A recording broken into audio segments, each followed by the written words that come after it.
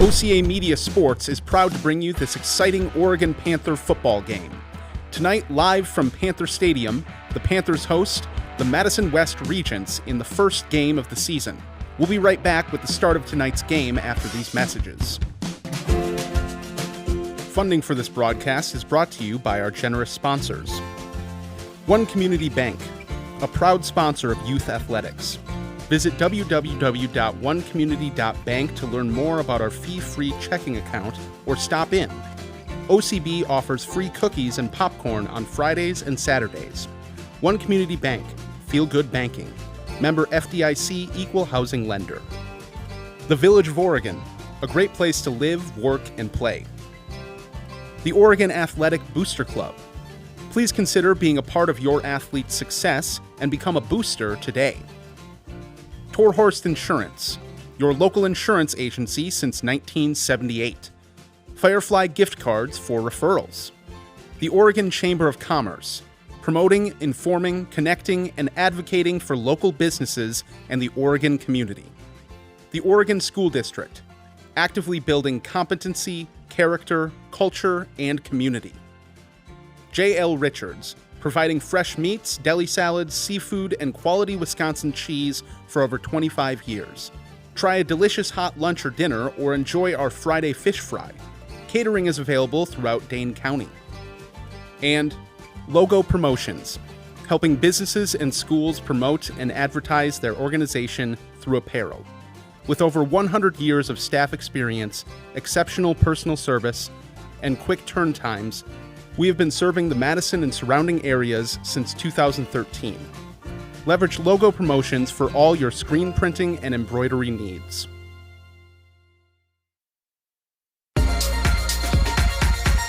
This is a presentation of OCA Media Sports.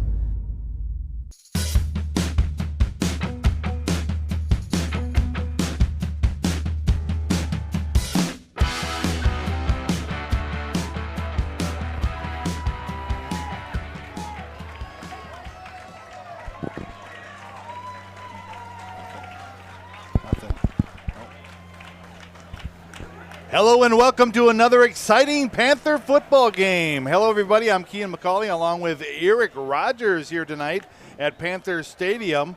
Panthers coming off of a heartful loss against their I-138, Highway 138 rivals Stoughton Vikings. And tonight they take on the Madison Regents who come into town. Another non-conference play here tonight. Oregon won the tip-off, and they are going to Madison won the tip, and they are going to kick off to begin the first quarter.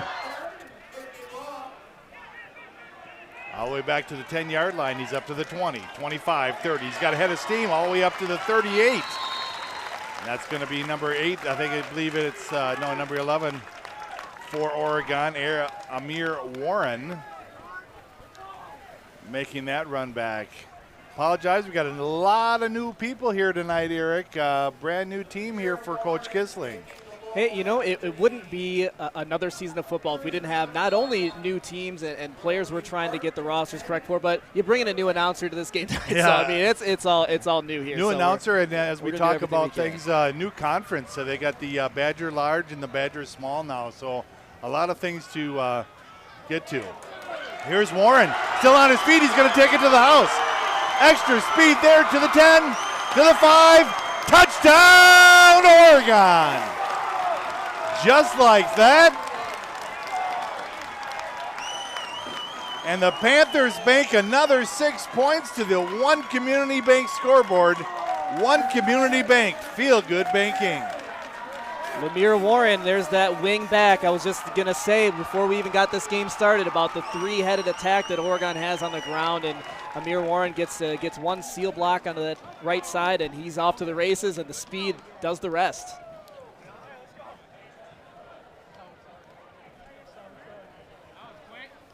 They're going to call it the touchdown. I missed the starting where they even had that ball spotted, but that would be 60-plus yard run right off the bat, and it's a nice way to go. Once already, yeah.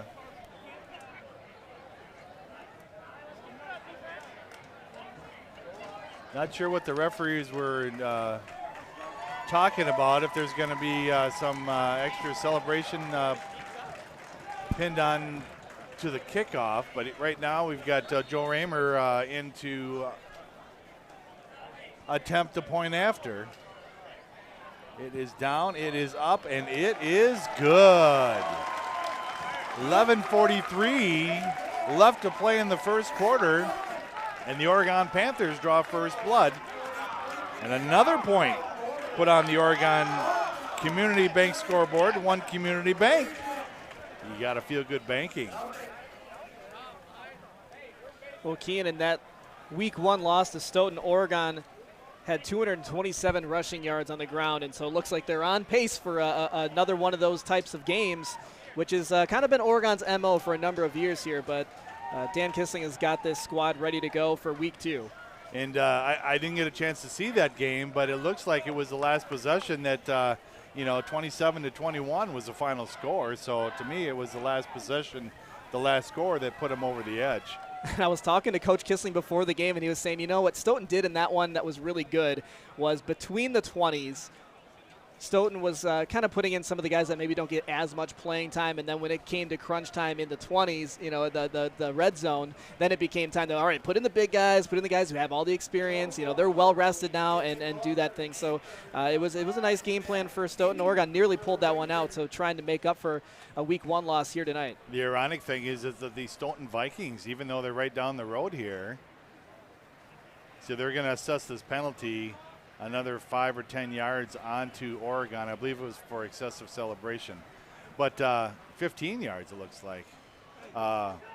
Stoughton is in the Badger small, believe it or not. And right. Oregon is in the Badger large. So it's a non-conference game, so really it doesn't mean diddly anymore. But it's a rivalry that's been going back for even before your time here at Oregon, Eric. Well, and here's the other thing to keep in mind is that, while we have these conferences realigning right now, they're going to be reassessed in a couple of years. So actually probably next year, I think, is when they're going to be discussing realignments again.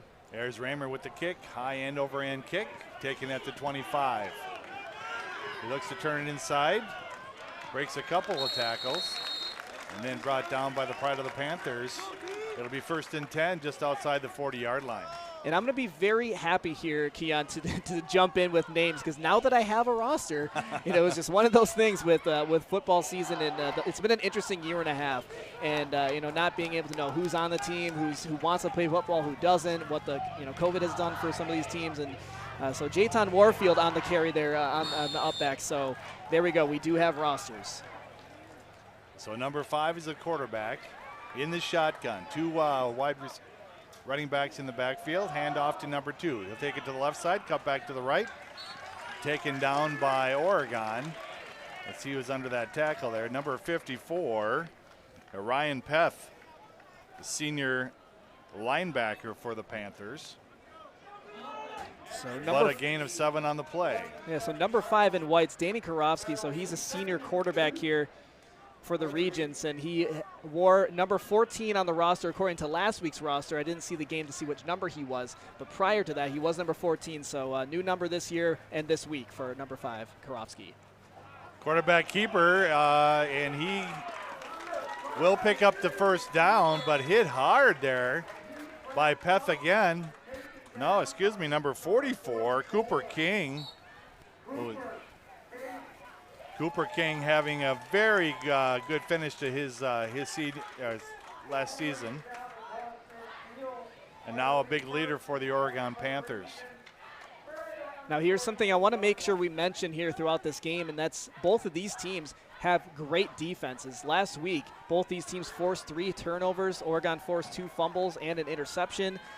Madison West forced 3 fumbles. So both these teams' ball control is going to be very important. Here's in the eye, handoff, pitch back. He's going to gain about 5 yards on the play. Inside Oregon territory now. Yeah, so that's Jayton Warfield, who received the kickoff. Oh, they mark it at 4 yards, so 2nd and 6 now for the Madison West Regents.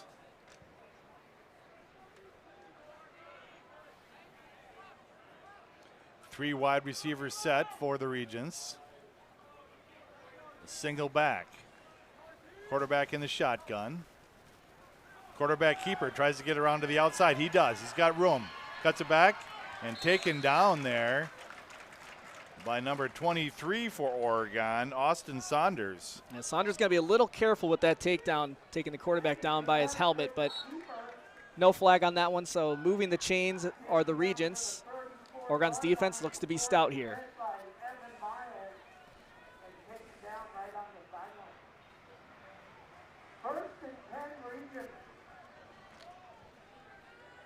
I got that wrong, Eric. It was number 33, Evan Miles. Well, 1st and 10 here for the Regents. 2 wide receivers set. Hand off to number 2. He's got plenty of room. He's going to try to take it to the outside. Cuts back in. And finally taken down inside the 5-yard line by number 7 himself, Joe Raymer. Well, based on where that flag is going to be, that one play is going to be coming back. So I'm sure to the dismay of first-year head coach Art Bonamy, his first-year head coach of the Regents. He was an assistant coach here for 5 years, taking over for Brad Murphy, who I think most of us know that story. And when we get a chance, maybe I'll go into that a little bit more here, Keon, if you remember that everything that kind of happened over the last year, and what COVID has done for athletics. So with the penalty, it brings it back. 1st and 6 here for the Regents.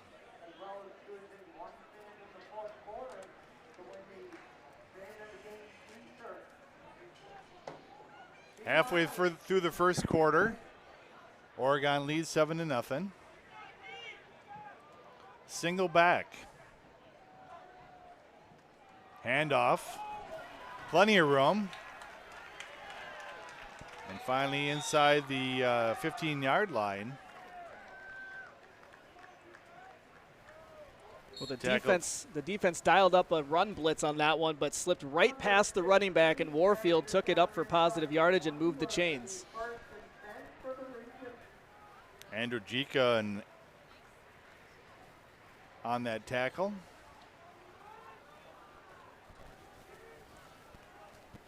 Two wide receivers split out again for the Regents. You got one in the slot. Man in motion. Quarterback keeper, nothing doing. Tackled by number 32, Andrew Nieves. Yeah, Oregon had that one read from the get-go because he had Will Christ in the backfield there, because he was actually all over number 71, which is Brandon Jones, the offensive lineman there for the Regents, and actually took him down as one of the 3 options that the quarterback had. So 3rd and 10 here for the Regents.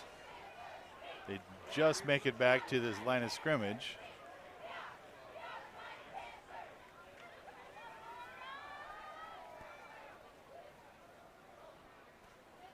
Looks like they dropped into a cover 2. They got a man open and intercepted at the goal line. He's looking to get out of there, and he does, all the way up to the 15-yard line, where it'll be 1st and 10 Panthers. And you called it, Kian. That was an adjustment there right before the snap. Oregon went back into the cover, decided they weren't going to pressure the quarterback, and instead watching the quarterback's eyes that whole way, and 1 interception last week and 1 interception this week. So the Panthers with a nice job of turning that one bend and not break. So I didn't get the number on who actually had that interception. I thought it was Simon Dosher, but I'm not positive on that. Number 21. Well, Simon's about to get the stat applied to his name unless we get a replay that says otherwise.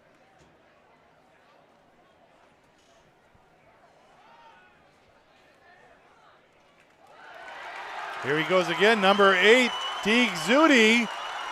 He is off to the races. He's to the 20, the 10, the 5. Touchdown, Oregon. Well, how about that? 2 carries, 2 long touchdowns. Over 100 yards, well over 100 yards already in this game. And boy, Oregon is, they haven't really had to show too much on offense. And all of a sudden, we're looking at an early blowout potentially. Well, for the the last couple of 3 years here, we've had a 3-headed monster. And again, we've got two two big running backs that have scored. And the Panthers bank another 6 points to the One Community Bank scoreboard. One Community Bank, feel good banking. Here's Joe Romer in to attempt the point after.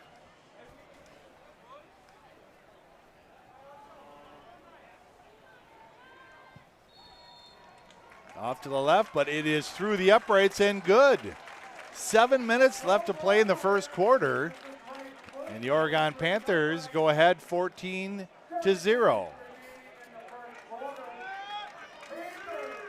Big turnover there, Eric. Well, what they say is what's third down conversions look like, what's a turnover margin, and then what's points off of turnovers. And the Oregon's doing it all right now. And I think if I were a betting man, which I kind of am, Kian, I think we might see, based on what we've seen from the Oregon offense, the next carry is going to go to number 23, Austin Saunders, and maybe he gets a rushing touchdown, because this has been an offensive explosion for Oregon. But, hey, that one was set all up by the defense.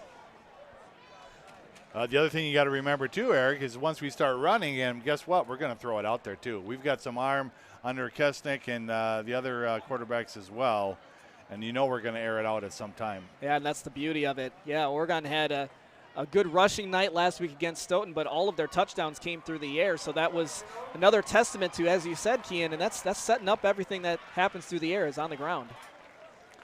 For those of you tuning in to YouTube and all the rest of the direct affiliates to OCAmedia.com and OCA Media Presentation, you're listening to Kian McCauley along with Eric Rogers. We want to give a shout out to Dan Dean on his way home from a mission trip, I believe. He's in Columbia, South America.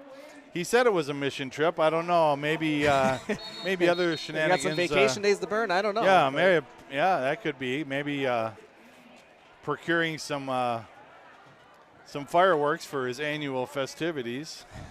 I don't know. Dan Dean, South America, sounds like trouble. That's all I'm saying. But howdy, Dan, if you're tuning in somehow, some way. And Eric Rogers, an able-bodied fill-in. And I'm guessing you'll be here again next week because I got to be away. So, is that right? Yeah, oh, well, so that's there news you to go. me. Go So ahead and plan your calendar. Okay. So next week you're tuning in again. But, hey, you're tuning in every week anyway because this is OCA Media Sports and a lot of good football to be had. Big kick there from Joe Romer to the 3-yard line. He's got all the way up to the 20, tries to cut things back. And tackled there by number 44 for the Panthers, Cooper King. Yeah, Marcus Gordon takes that one from near the goal line, and a long way to go for the Regents, and I'm sure just hoping to kind of put the memory out of their mind of the last couple of possessions Oregon had and do something good of their own. They were moving the ball pretty decently, methodically. You know, they weren't doing anything super fancy, but hey, I mean, there's plenty of game left here for the Regents and Oregon on a mission here. I think their maybe defense is going to be a little bit tired after how quickly the offense scored last time. And the Regents with a big front line there too, pushing the way for their running backs as well. 3 wide receivers now. Hand off to the back. Pushes ahead, maybe a yard on the play. Not quite. And it'll bring up 2nd and 9.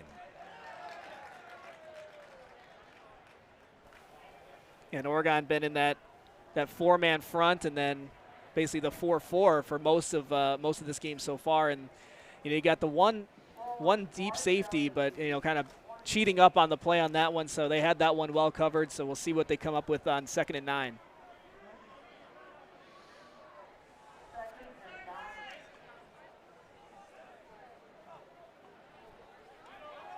Quarterback keeper, pitch back and nothing doing. Number 20, Seth Naday. That's exactly the type of play recognition that you practice week in and week out. And boy, we know that just with the way that football season has been in the last year and a half and the strangeness of it all, being able to get those live reps, I mean, they didn't get as many as they would normally get, and look at the play recognition there, and it's paying dividends and making a long 3rd down opportunity. So defense is going to be on their toes and ready to attack. Oregon looks like they're in a cover 2 here. Man to the outside. Quarterback back to pass. He's looking. He's got a man, And he throws it out of bounds. We're going to have a flag on the play. Let's see what happens here. It's called in the backfield, so it looks like it could be either a hold or... I would think so, yep. Yeah, it's going to be a hold. They're going to deny it, and Madison should be punting here. And look at that. That's exactly what you were hoping for. If you're the Panthers, you get a quick touchdown strike, a 3-and-out on defense, and then right back to it on offense and see what you want to open up the playbook with. But that's all assuming that this is an actual punt. So we've seen some interesting things happen at this level before.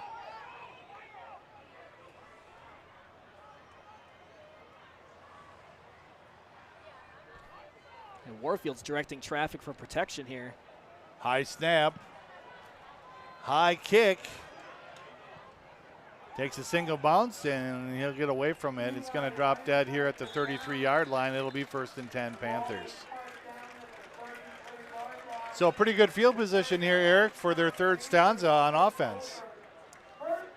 Yeah, I would assume Oregon does a little bit more of the same and going to the ground, but I think you hit the nail on the head there earlier, and that's, this ground game is going to really set up things for the offense to do whatever they want to do. If they want to set something up through the air, I'm assuming there's going to be some play action here coming into play. But hey, I think we just if you're Oregon, you're just going to continue doing what your game plan is. Usually you're going to script out the first 20, 25 plays of the game or whatever. So we'll see how many of those Oregon sticks with. Hand off to number 23. He makes his way to the front line. Picks up about 3 yards on the play. At 23 is Austin Saunders. So I was about halfway right on that. They're going to give it to Saunders, but yeah. I think the Panthers are going to be, not every play is going to be a home run hitting for a touchdown, but 4 yards on first down is definitely manageable, and that's a good start.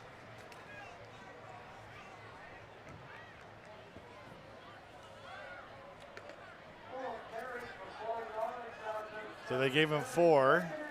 Number 9, Henry Wank, is spread out to the right side. Two-headed monster in the backfield. Back to pass is Kesnick. Looking. He's got time. Now he's going to roll to the right. Still looking. Now he's going to finally get rid of it. Dangerous. He's got his man. And Wink able to come down with it.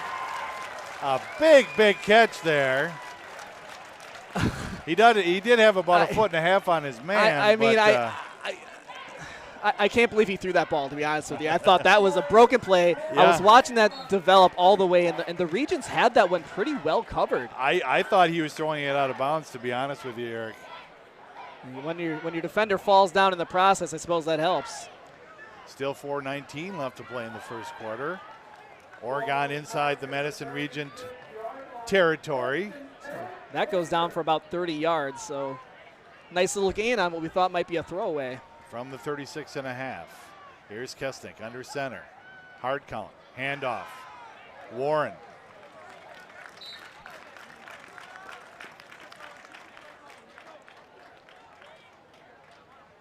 Yeah, the Regents showed blitz there, but it looks like they're pretty well, determined to stop the run because they're kind of selling out a little bit. Excuse me, that was Zudi on the run. Now we got an injured Madison West Region player.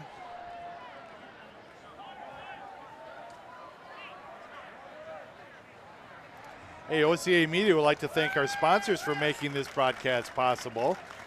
The Village of Oregon, One Community Bank, the Oregon Athletic Booster Club, the Oregon Chamber of Commerce, the Oregon School District, Torhorst Insurance, and J.L. Richards.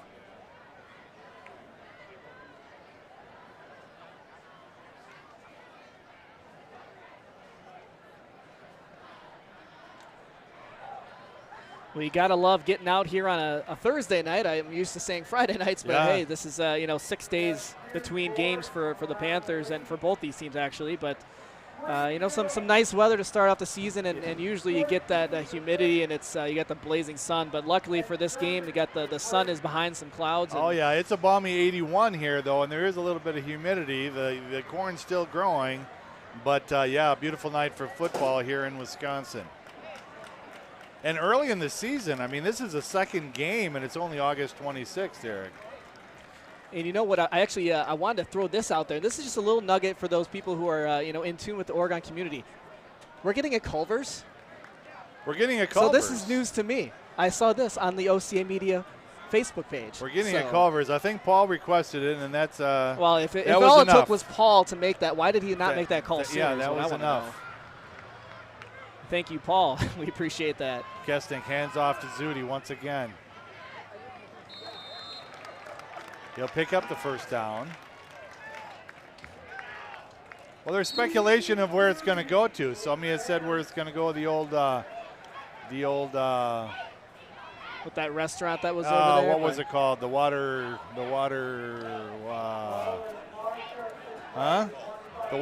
restaurant years ago. The Waterfall restaurant. Right. So that's over by the gun store and everything. Yes. Yep. Yes.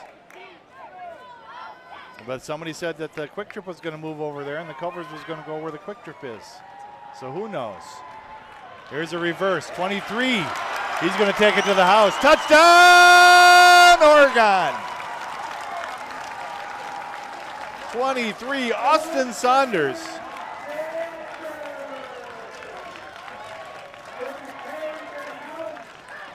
Well, there you go. Now each of your three-headed attack at running back has a score. Obviously, that was no surprise to either team here tonight of what was going to happen, but boy, Oregon executing everything tonight. Over the last 2 or 3 years, Eric, Oregon loves to do that misdirection. They did it to perfection on that play. Fake to Zudi, handoff to Saunders to the goal. It is up and it is good. 7 more points. You know, and oddly enough, it wasn't that long ago that Oregon football wasn't very good. I mean, they were not winning games. They were lucky to win, 1 or 2 games in the season. And boy, this program has really turned around. And I don't want to give all the credit to Coach Kissling because Coach Prawl, when he handed the reins over, there's a good game plan in place. And they've got some, I don't want to say recruiting, but it's just the game planning has been. Well, I can tell you because I've had kids younger coming up here before Kissling got here, and it's not just at this level. It started when they got involved in the lower levels. When they got involved in the lower levels and had younger coaches and stuff that are teaching the 4th, 5th, 6th, 7th, 8th graders how to play football in Oregon. That's when the system got better, and that's where it starts. And Coach Kissling always behind that. As you know, a junior high math teacher. Knew all these kids, wanted to make them better, so when they got to the high school level, they were ready. The 1985 Gatorade Player of the Year, Dan Kissling? Yes. The one and only. But, yeah, I mean, Madison West is kind of the same way because I was reading up on Coach Bonamy about what his kind of plans were for this program, and he said it's kind of that same thing, and a lot of these schools are doing that, and that's starting at the youth level and trying to get involved with these programs and building them up and teaching them the right way to play, the right way to tackle and safety and all that stuff. And these programs are paying dividends. And, boy, yeah, Oregon's really pouring it on already. So Madison West looking to get on the scoreboard here. Little line drive kick picked up at the 15-yard line. He's all the way up to the 30, just shy of the 30. It'll be 1st and 10 for the Regents.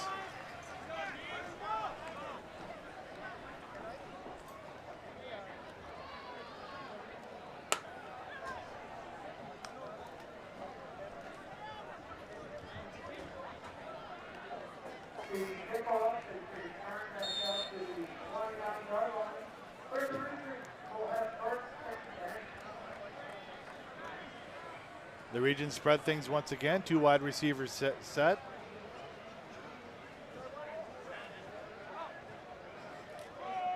Handoff to the line of scrimmage and push back.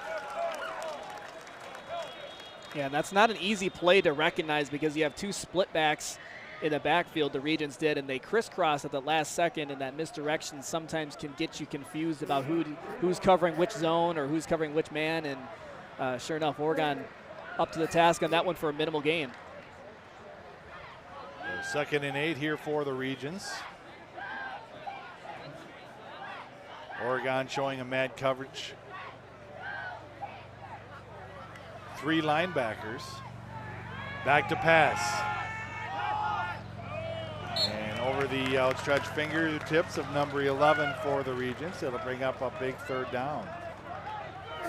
It was a nice job by Seth Naday, number 20, the defensive back there for Oregon, because he was ready to go and watching the quarterback's eyes, because he was deciding whether that was going to be a quarterback run or not, and he got a little bit behind on that play but made it back just in time to get his hand in the face of the receiver and keep that one from being complete.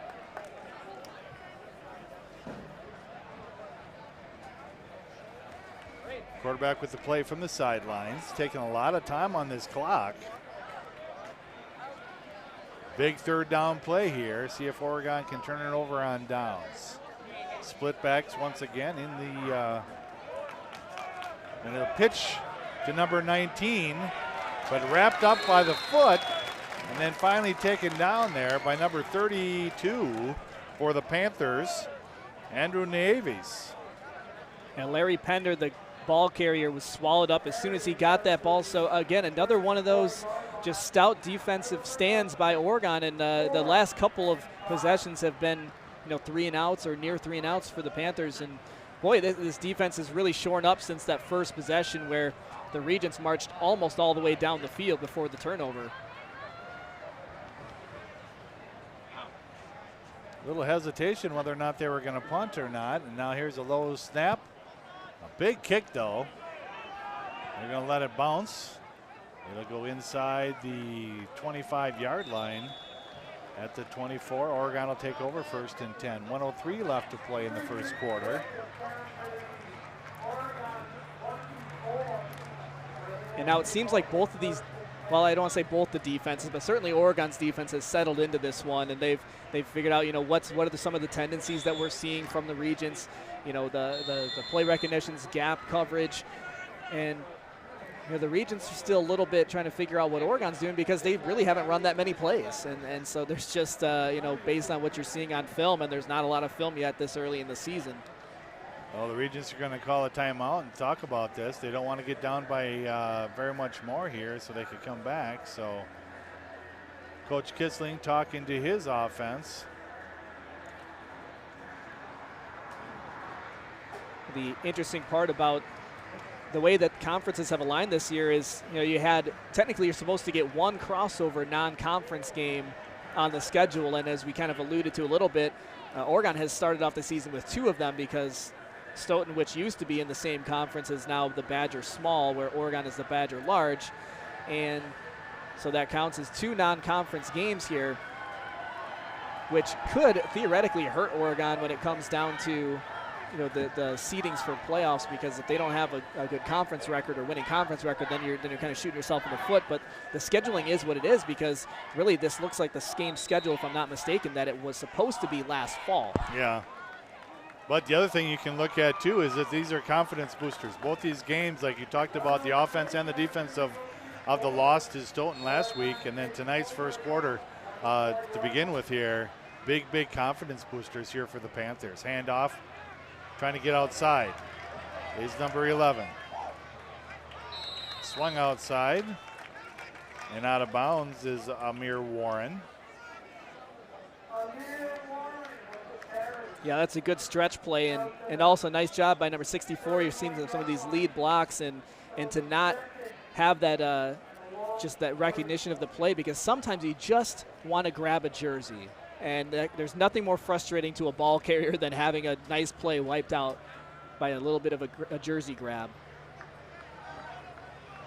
Although what's the old saying, Kean? I mean, there's holding on every play, so it's just a matter of what are you legal holding or not.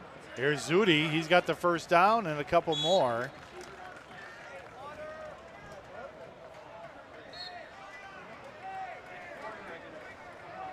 So this will probably be the last play of the first quarter, and a 21-0 lead for the Panthers.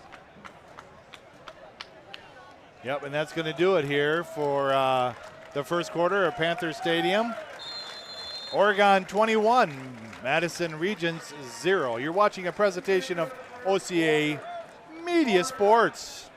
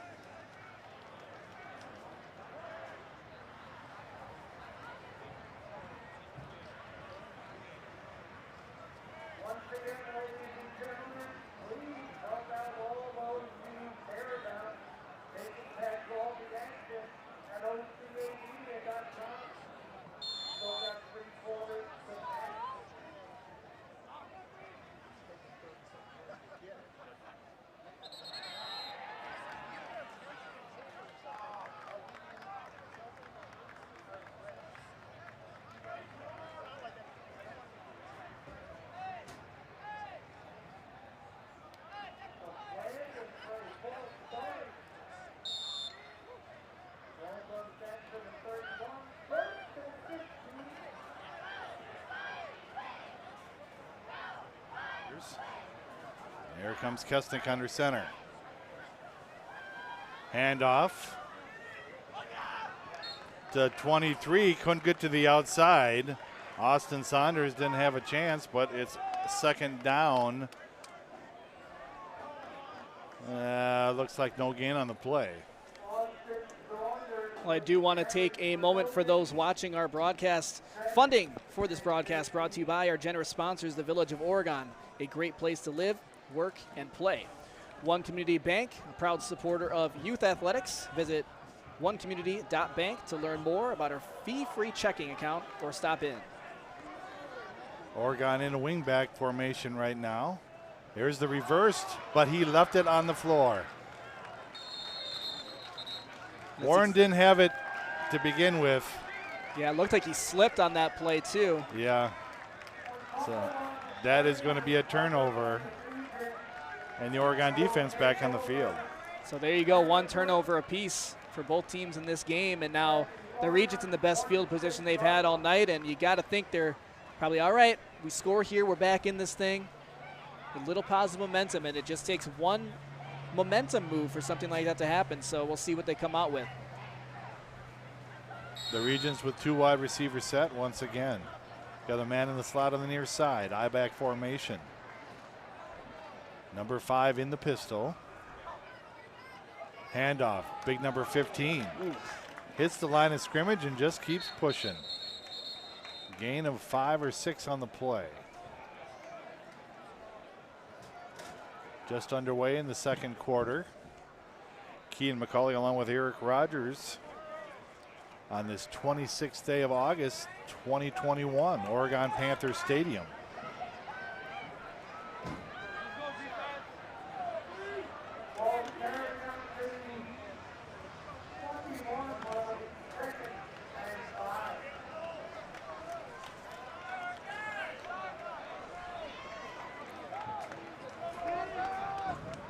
Second down here for the Regents.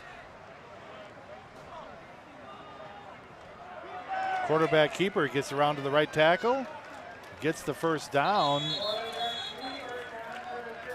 Yeah, it looks like he's got it by a yard.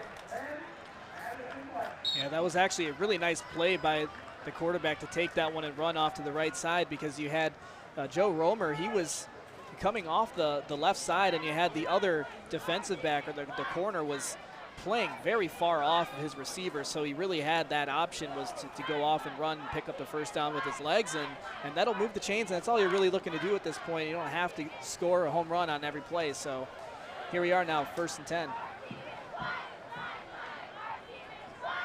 Single back this time.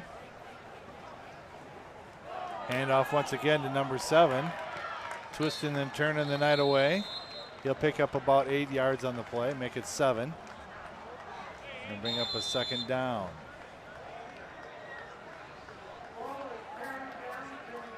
And once again, a thank you to our supporters, the Oregon Athletic Booster Club.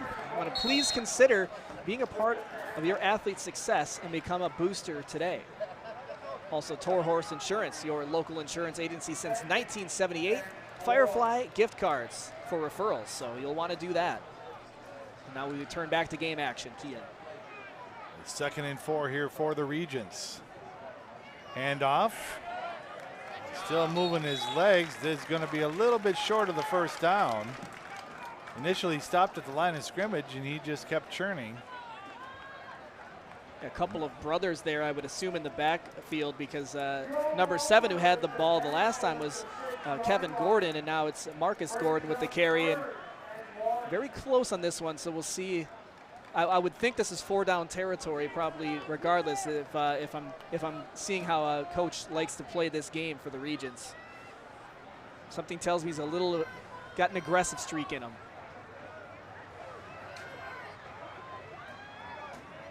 Quarterback keeper trying to get to the outside, and he cannot.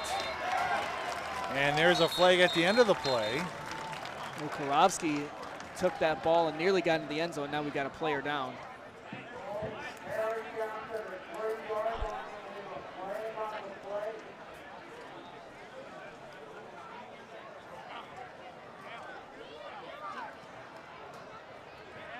OCA Media would like to thank our sponsors for making this broadcast possible: the Village of Oregon, One Community Bank, the Oregon Athletic Booster Club, the Oregon Chamber of Commerce, the Oregon School District, Torhorst Insurance, and J.L. Richards. Thank you to all of those fine sponsors and folks.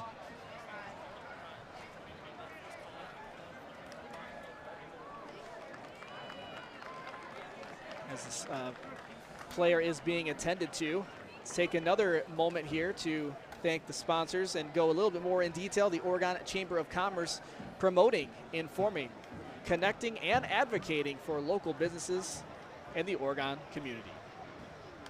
The Oregon School District actively building competency, character, culture, and community. And finally, J.L. Richards providing fresh meats, deli salads, seafood, and quality Wisconsin cheese for over 25 years. Try a delicious hot lunch or dinner, or enjoy our Friday fish fry. Catering is available throughout Dane County.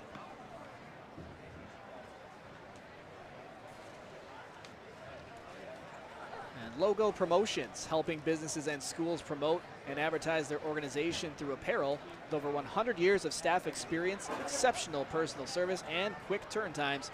We have been serving the Madison and surrounding areas since 2013. Leverage Logo Promotions for all of your screen printing and embroidering needs. And this player has been down for quite some time, so it must be somewhat serious, although now sitting up, so that's a positive sign. That'd be Day-Day Steele, the offensive lineman, and sometimes you just get rolled up. So it's good to see that he's moving, good to see that he's sitting up. And now being brought to his feet as the crowd gives him the recognition he deserves. So that's always good to see, although it doesn't appear that he's able to put very much weight on that foot.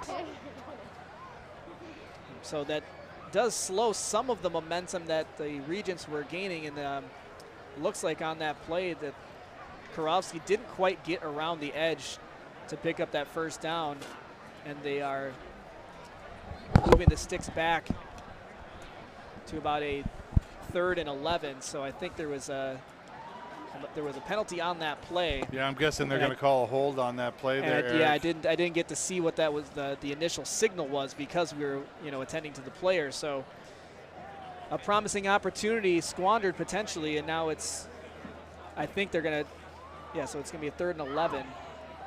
Well, the fact that they're walking him all the way across to his own bench is actually promising. Why they wouldn't go right to the locker room when they're right there, that's right. I'm not really sure, but the fact that he's walking under some assistance makes it believe that he didn't break anything, but don't want to speculate too much, but yeah, he's almost off the field here. We're going to resume play with 3rd and 11 for the Regents. Now it's interesting because I don't recall this rule. Now, did Oregon have the opportunity to decline the holding call and take the 4th and 1? Although perhaps they were afraid that it would end up being 4th and 1. They just go for it. So in any case, it is 3rd and 11. Pitch over to number 15. He's wide open, looking for the end zone. He's going to get inside the 5. It's going to be pretty close for a first down. I think we're about where we were last time, right? Although it looks like the official is right at the sticks. They're going to give it the first down. It's going to be 1st and goal.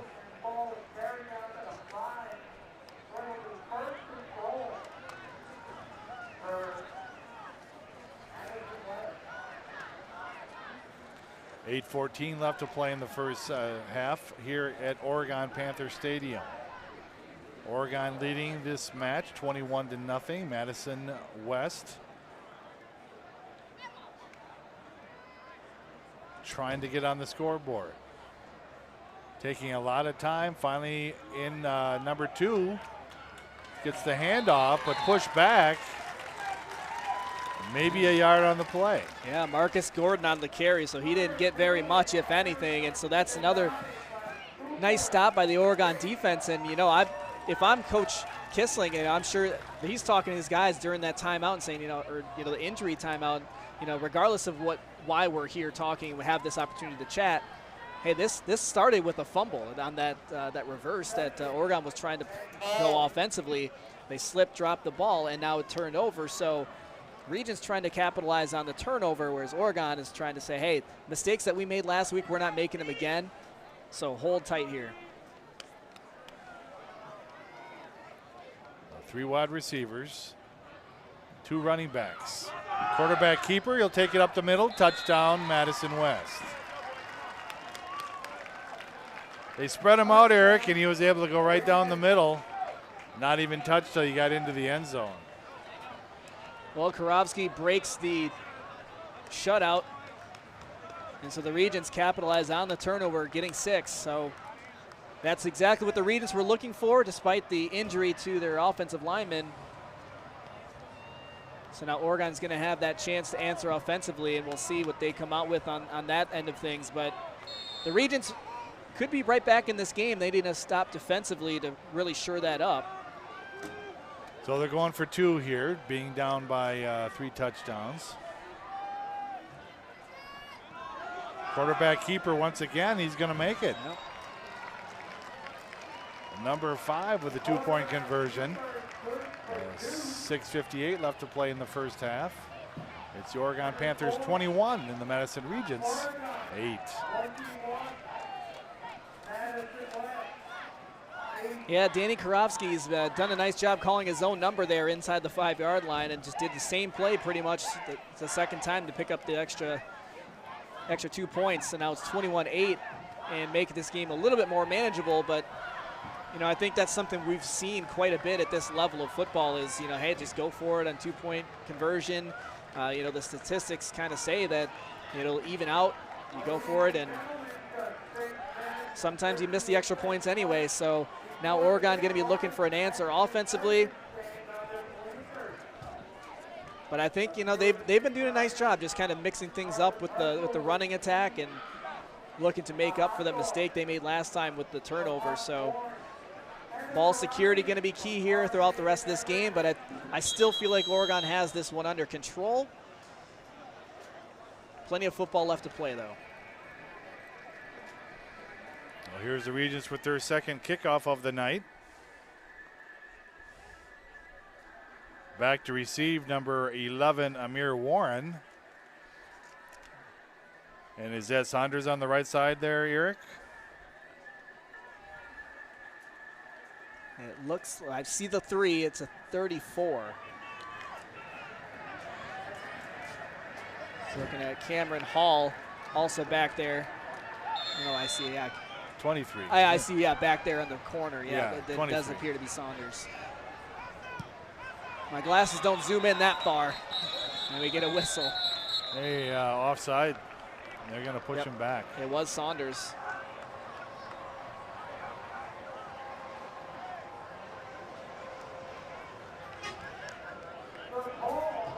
And that's not what you need if you're the Regents. You know, you get a nice kick into the end zone, start Oregon back deep in their own territory, no chance on a return. And now they're going to be back 5 yards, ready to kick this one off again and try for another deep ball.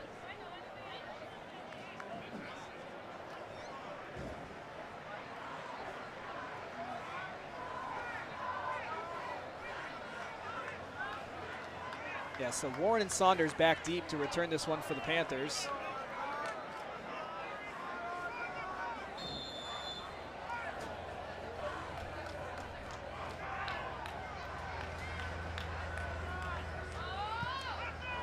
Another nice kick here. Pushes him all the way back to the 5 yard. That's where Saunders will take it. He's up to the 20, trying to get to the outside. He does. He's to the 30. 35, cuts it back up. 38-yard line. And that's about a 33-yard carry return there for Austin Saunders. And Nolan Brzezinha took down the ball carrier in a nice juke move to get to the outside, because that really could have been stopped inside the 30. So Oregon's speed is there. Saunders.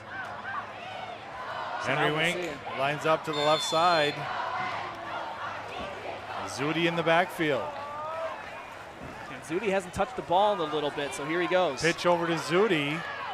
taking his time. We got a flag on the play. It looks like it's going to be a hold against Oregon. I would think so, yep.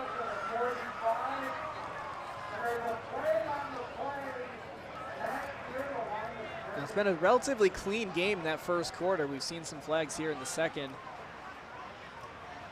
The officials starting to get some work in on throwing those flags. Holding against Oregon, that's going to push him back a little bit.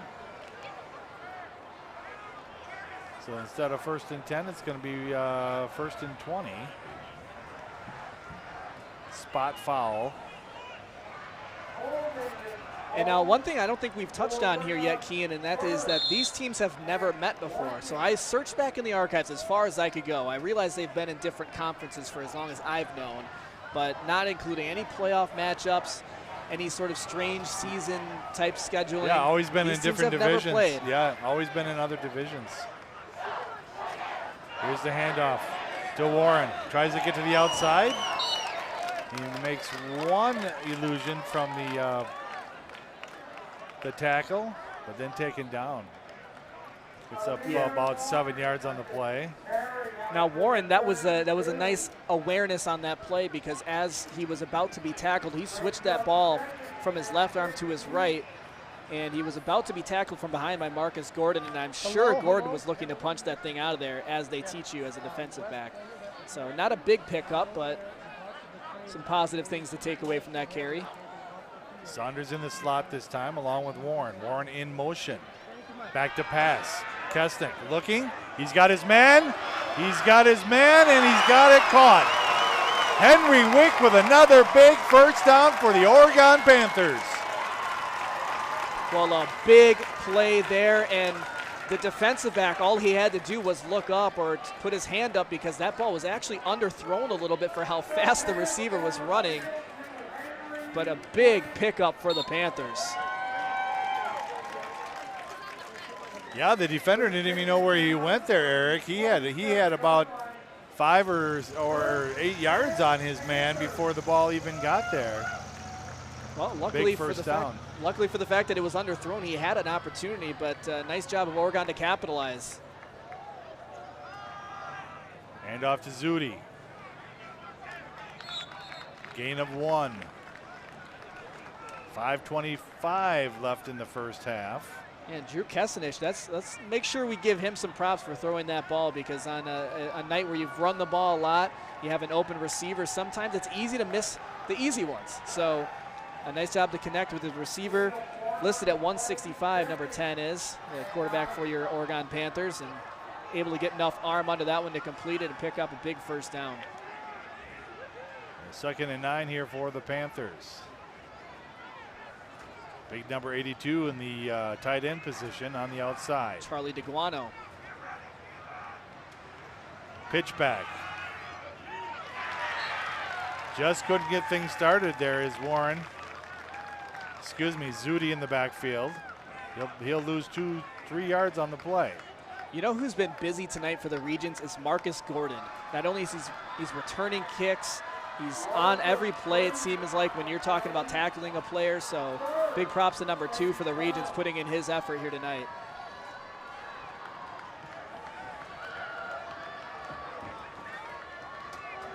Approaching 4 minutes left in the first half. Oregon needing a first down here.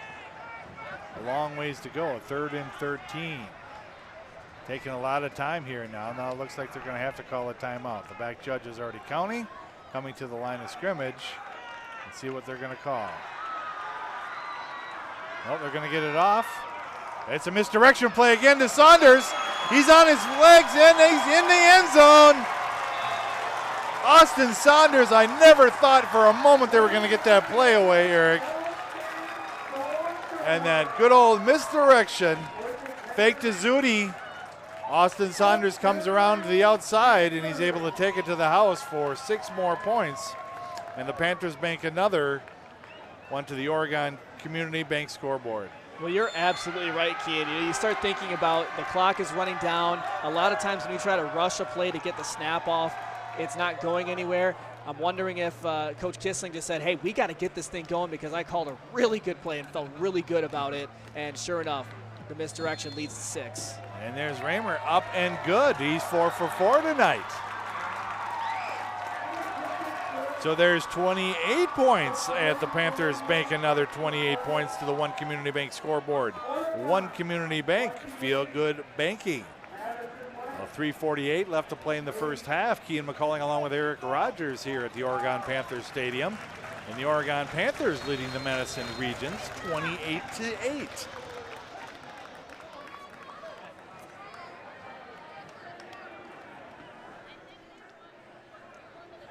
So these Oregon Panthers have done a nice job tonight of running the football, obviously, but certainly one of the bigger things to point out about that is they answered the call. You know, it was all right, well, our last possession out, we turned the ball over. We allowed a touchdown on the defensive end of that play, of that series, and come right back and have that intensity and have that mindset of, hey, we're getting right back to business. We're going back to our game plan. They didn't rush it. They went right back to that game plan, chewed up a lot of clock in the process, which I was going to comment right before that last play of how quickly this quarter has flown by because of the both teams kind of taking their time on it. But leads to 6 there, so we didn't see quite as many explosive plays as we saw in quarter number 1, but an action-packed second quarter for sure. And I don't know if we have a camera down on the field here that can look at the student section, but the student section out in force tonight. School hasn't even started yet, and a nice representation by the Oregon Panthers. It looks like it's Hawaiian night. I don't know, pretty apropos for the humidity Absolutely. that we have here in Oregon, but nice to see that student section. And the parent section down below us here. Nice representation as well. Now, I'm glad you brought that up, that we're at, you know, still late August, but this is the second game of the season, because it does seem like, yeah, the first game of the season used to be either about right now or, you know, into September. And, you know, certainly the attendance is not the best when you don't have school in session, but yes, there's quite a few folks here out tonight at Panther Stadium. Taking in a good one as the Panthers lead 28-8. The Panthers do take on DeForest. They will be home next week against a DeForest team that's 1-0 overall, have yet to play a conference game. Here's a line drive, taking them to the 15-yard line. He's up to the 25. He's at 30. He's still on his feet, right to the sidelines. And finally knocked out of bounds by, is it Joe? Yep, it's indeed. Joe Romer knocks him out of bounds just inside the Panther territory at the 49-yard line. Now, I'd like to try and almost cheer for both teams here and try to be impartial. Now, if you're the Regents, you're down 28-8. Obviously, you want to get back in this game and try to make some big plays, some momentum-shifting plays, and it takes something like that sometimes to make it happen, have a positive return, and just look at these little things, you know, when the game is over and you say, all right, we obviously have to fix these things, but we did a really good job of this, this, and this. So take those positive things away from this game, and the Regents did a nice job there. Here's the quarterback again. He's got 10 yards on the play, finally taken down. And their forte is the three-headed monster as well, but the third being the quarterback, and now he's sitting down. A little wind knocked out of his sails. That was for Dan. Dan likes to use that line. Hey, you got to have your thing. Well, he's from Nebraska, Eric, so we got to give him the South thing, you know.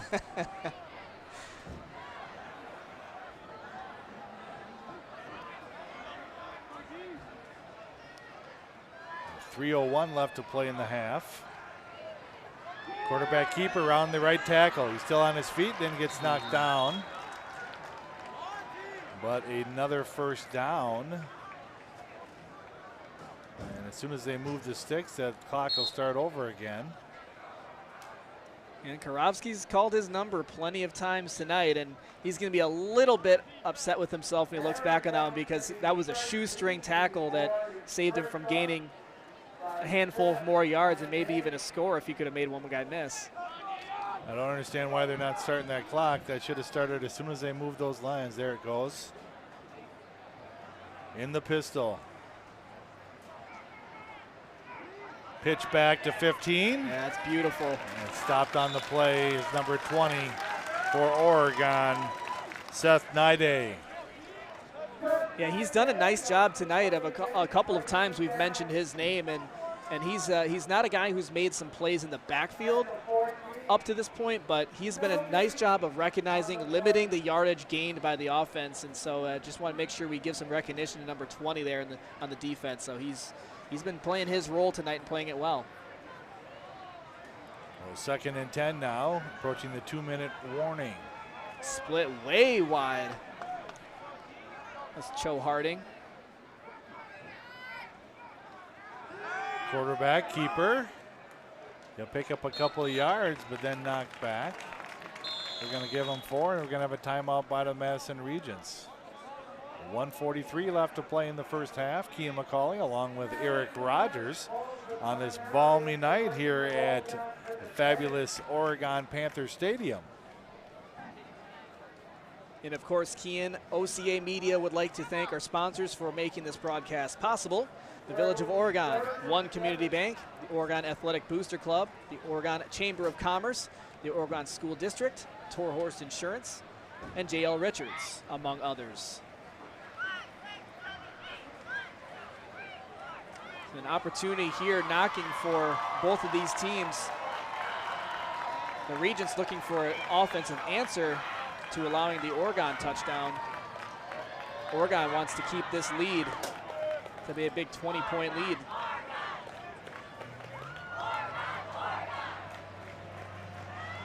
And it's just such an interesting schedule that the Panthers are faced with this year, starting the season off with 3 non-conference, technically speaking, games.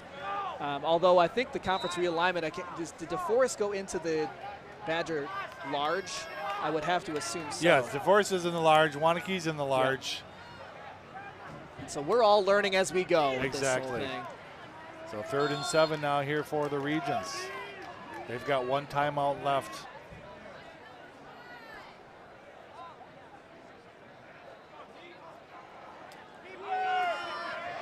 Yeah. He wasn't fooled there. Nice tackle by number 70 for the Panthers. First time we're calling his name, Jacob Yakeley. A 5'10 sophomore, 210-pounder. There's a little future of the Oregon Panthers right there. That was a beautifully designed play defensively. Also, Marcus Gordon was ready for that pitch, and it looked like Oregon had that one snuffed out as well. So nice job by the Panthers, and 4-down territory here. Big 4th down here.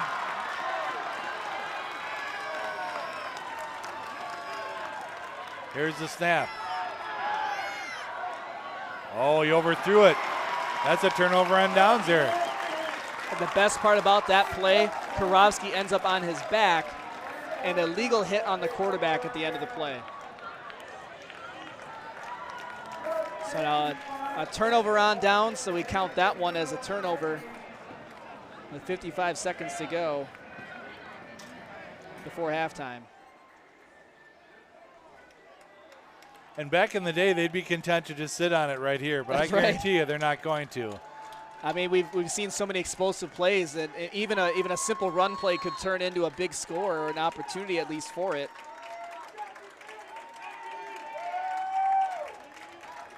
So here's Kesnick under center. Zudi in the backfield. Austin Saunders on the wing. Handoff. Zudi off the left side. He's got 5 yards on the play. Now 10. Pickup of 11 on that first round. 49 seconds left to play. That's right. Yep, they're hurrying up on that offense. Quick huddle. Now you got to think that's probably part of that play. That plan was, hey, if we get a good first down on that first play, we're gonna keep on moving it. Oh, we got a false start here on the right side. That's not gonna help. Now was that Saunders on that play? I just saw some motion. I don't want to. We don't like fingers. We don't like to draw attention to the people with the yellow flags, though, Eric. Unless it's to the other team. Must have been a mistake. Yeah, I think these officials have been paid off or something. 1st and 15 now for the Panthers. 36 seconds left to play in the first half. Back to pass. He gets hit, but there is Winky. And he'll get out of bounds. Smart play. A nice pickup. And a nice job of Kesnick sticking in there because he got hit at the very end there. They're going to need a couple more plays like that, and they'll be in scoring position before the end of this half. Oregon with all 3 of their timeouts. Plenty of time here. 26 seconds left to play. I got to think this is probably a running play with a timeout to follow. He's going to roll out to his left now. He's going to hold it himself, going to try to get to the outside, try to get to the yard line. No, he's still on his feet and hog-tied out of bounds, and there will be a late fall. That's a taunting call. Penalty. They'll add another 15 onto that.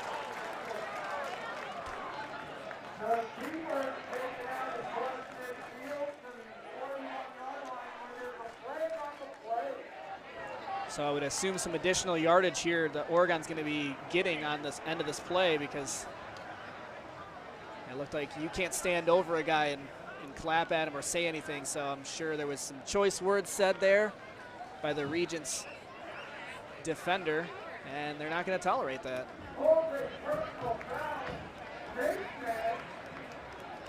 Well, I guess it wasn't the words that were said, but the actions on the field. So a face mask is officially the call and the reason for the yardage being tacked on. So a big run there by the Panthers, and it's going to end up in more yards. Kesnich.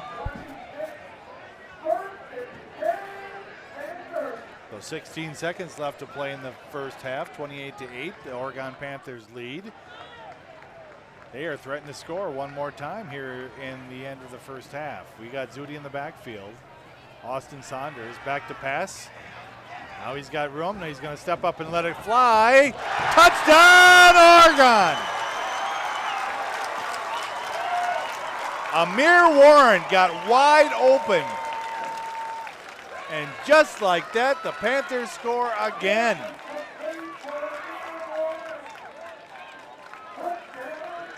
Well, that looked like one of those plays where you know the clock is ticking. You got to make a play happen so you can get some more opportunities, and just over the outstretched fingertips of the defender, and boy, but that's a tough way to end the first half. Eric, I give a lot of credit to Drew Kesnick. He stood in there, was going to run it, and all of a sudden at the very end, stopped and let her fly. He's got a cannon for an arm, and he let it fly, and Amir Warren came down with it. And another 6 points to the Oregon Community Bank scoreboard. One Community Bank, feel good banking. And barring some kind of miracle return, that should be the halftime score. But boy, you weren't kidding about the way that they're going to take that ball with 55 seconds left after the turnover on downs and march down the field with 3 timeouts left. Yeah, didn't have to use a single one of them.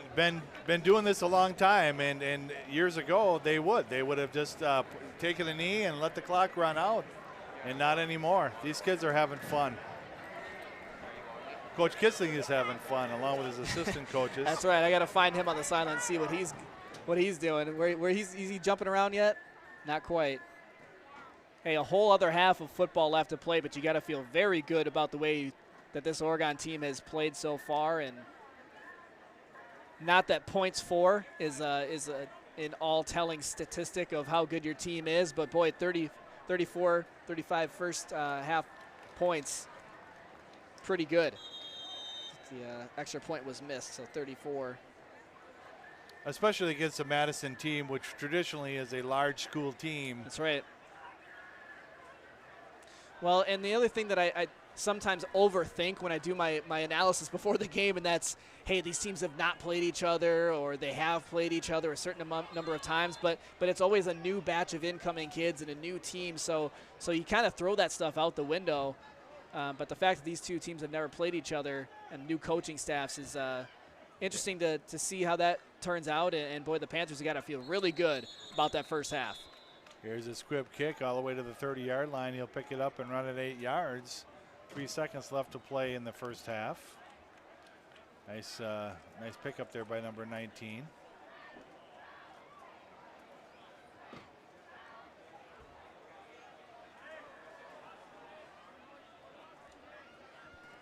So it appears it's got 1 play left to play in this first half. Both teams go into the locker room, regroup.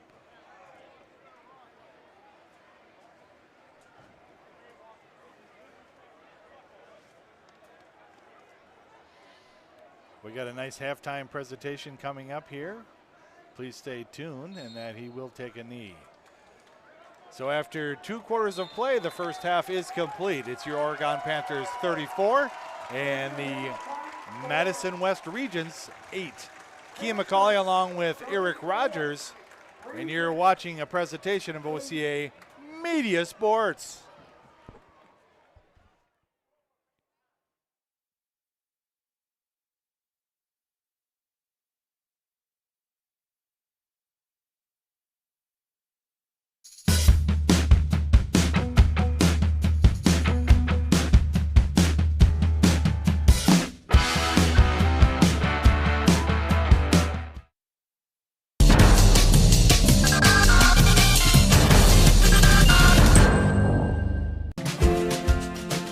Funding for this broadcast is brought to you by our generous sponsors. One Community Bank, a proud sponsor of youth athletics. Visit www.onecommunity.bank to learn more about our fee-free checking account or stop in. OCB offers free cookies and popcorn on Fridays and Saturdays. One Community Bank, feel good banking. Member FDIC Equal Housing Lender. The Village of Oregon, a great place to live, work, and play. The Oregon Athletic Booster Club. Please consider being a part of your athlete's success and become a booster today. Torhorst Insurance, your local insurance agency since 1978. Firefly gift cards for referrals. The Oregon Chamber of Commerce, promoting, informing, connecting, and advocating for local businesses and the Oregon community. The Oregon School District, actively building competency, character, culture, and community. J.L. Richards, providing fresh meats, deli salads, seafood, and quality Wisconsin cheese for over 25 years. Try a delicious hot lunch or dinner or enjoy our Friday fish fry. Catering is available throughout Dane County. And Logo Promotions, helping businesses and schools promote and advertise their organization through apparel. With over 100 years of staff experience, exceptional personal service, and quick turn times, we have been serving the Madison and surrounding areas since 2013. Leverage Logo Promotions for all your screen printing and embroidery needs.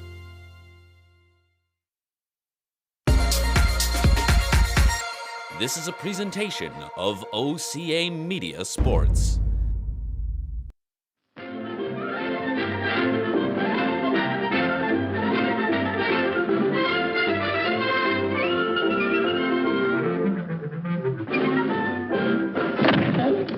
I oughta. You oughta what? Feed me! You can talk. I got a talking plant. I wonder if there really are people on Mars. Well, who knows?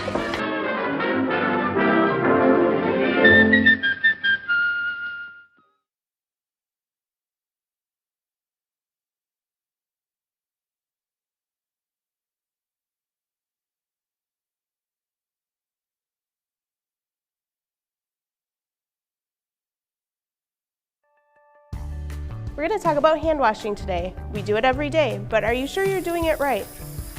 Wet your hands with clean running water, warm or cold, and apply soap. Lather your hands by rubbing them together with soap. Be sure to lather the backs of your hands, between your fingers, and under your nails. Scrub your hands for at least 20 seconds. If you need a timer, hum the birthday song from beginning to end twice. Rinse your hands well under clean running water. Let the water run back into the sink and not down your elbows. Dry your hands using a clean paper towel.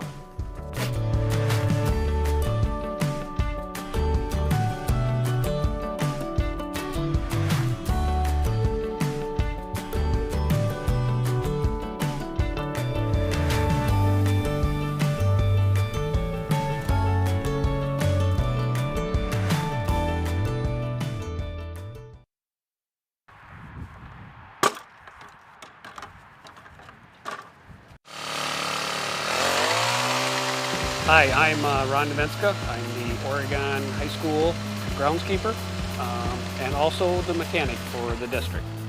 I started being the groundskeeper in 2004. It was a newly created position that they've never had before. And so with the growing of the community and sports fields, they look at someone that can concentrate on those fields. Back then, in 2004, basically anything that was done to the fields was a few lines and mowing. There was really not a whole lot of time for aeration, any kind of fertilization. A lot of things that need to be done to keep fields in good shape. So this field here in the center was pretty much dirt by the end of the fall season. The old saying is grass grows by the inch and is killed by the foot. And so the more activity, the more pounding, the grass will not hold up as well. This field now is in actually really good shape. It's helped a little with soccer being off of it, so now it has some rest periods. I've submitted it for a few awards nationally, locally. So we won in 2013 the high school level football field of the year. On this field, I usually start the week of the event. So Friday night football, I'm already thinking a week or so ahead, because if we don't get any rain, I don't want to water it heavy the night before. Then we got a mud hole, so I got to get it where the moisture in the soil is good for the grass to take the punishment, yet not slippery enough where the players are sliding and we could result in injury. Basically, it gets mowed 3 times a week, Monday, Wednesday, Fridays. So I come out Friday morning, I'll mow, and that helps get a nice clean cut, and also helps get the dew off the grass, so the grass will dry faster. So I can get out here painting by 8:30ish, and it'll take me about 6 hours average. And roughly, I would say about 30 to 35 gallons of paint. And that's just the white, that's not any colors that I would do. So, but yeah, a lot of people think, oh, groundskeeper, you cut grass and paint some lines. And you know, what's so hard about that? But there's more involved. There's a lot of science as far as your fertility. A lot, you know, so many pounds of N a year, phosphorus, nitrogen, you need all those things, iron. And so you need to know that. If I added it up, we're looking at roughly, I would say there's 10 to 12 acres that are a sports field. And then there's probably a few more 2 to 3 acres that around the stadium, outside the field, that I also maintain. And I'm technically district-wide, so I've had to go over to middle school. I don't mow their field or do that, but I still try to get over to aerate, paint it for the youth games on Saturdays. It's fun. I love what I do, but it's a lot to do. More than I think people realize, you know. It's more than cutting grass.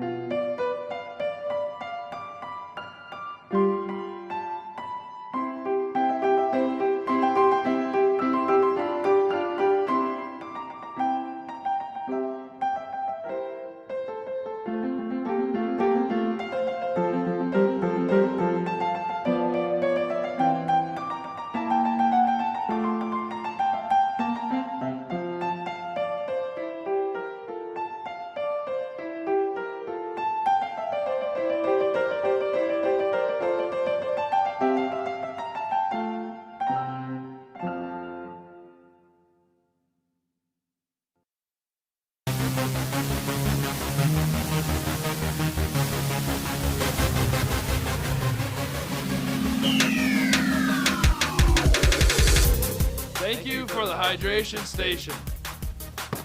Thank you for the new soccer bags. Thank you for the scorer's table. Thank you, boosters.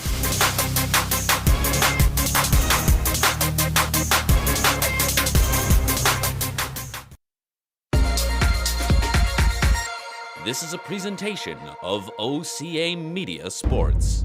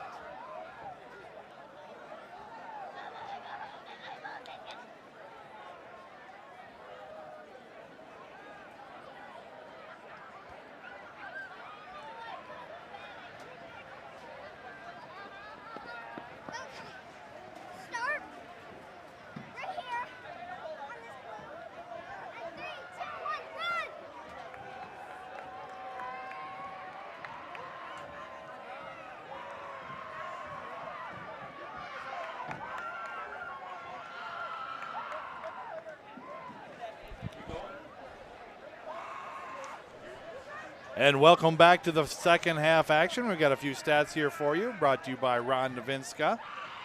Thank you, Ron. Oregon first downs, 7 first downs on a total of 358 yards in the first half, 4 penalties for 35 yards. Rushing number 8, Teague Zudi. He had 7 for 112. Longest was 85 and 1 touchdown. Austin Saunders, number 23, 4 for 57. His longest was 29, 2 touchdowns for Austin. Drew Kestick, 4 for 4 on passing, 95 yards. Longest was 27 and a touchdown. And receiving, number 9, that's Henry Wank, 3 for 76 yards. Madison West Regents on the flip side here for 8 first downs, total yards of only 119, 4 penalties for 40 yards. Rushing, number 5, Danny Karofsky, 10 rushes for 57 yards. Longest was 16. He scored the lone touchdown. Number 15, Javon Warfield, 6 for 36 yards. His longest was 16. Passing, number 5, Danny Karofsky, 1 for 5, 8 yards, and 1 interception.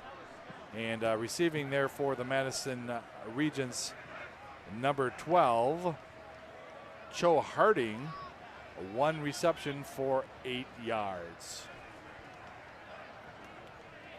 So it's been a first half all dominated by the Panthers, and you know, I think the good news here for the Regents is they will be receiving the second half kickoff. So if you're hoping for some kind of miracle here in the second half, they will get that ball to start. Whatever they're talking about at halftime, you know, they're going to be coming out and having to be prepared for that. Karofsky obviously the big factor for the Regents here tonight. I mean, he's been running the ball effectively. He's been throwing the ball pretty well. And so now it's just a matter of putting it together and spreading that around a little bit, because the Panthers know that it's really just watch number 5, and you know, you should be good to get out of here with a W, but you don't want to overlook any opponent, and so the Regents got to come out here strong in the second half. And the toughest part about when you have a key factor like that in Karofsky and the quarterback, it's easier to key on him. You know, they can play a little cheat off defense there and surround him and get him, keep him in the pocket. Able to get to the outside. They do have some good running backs. He does have a good arm. So, you know, this isn't going to be the final score, I guarantee you. But it was a nice first half to watch here. Yeah, and I want to give some credit to the defensive backs of Oregon, because they've really limited these receivers that have gotten away from guys.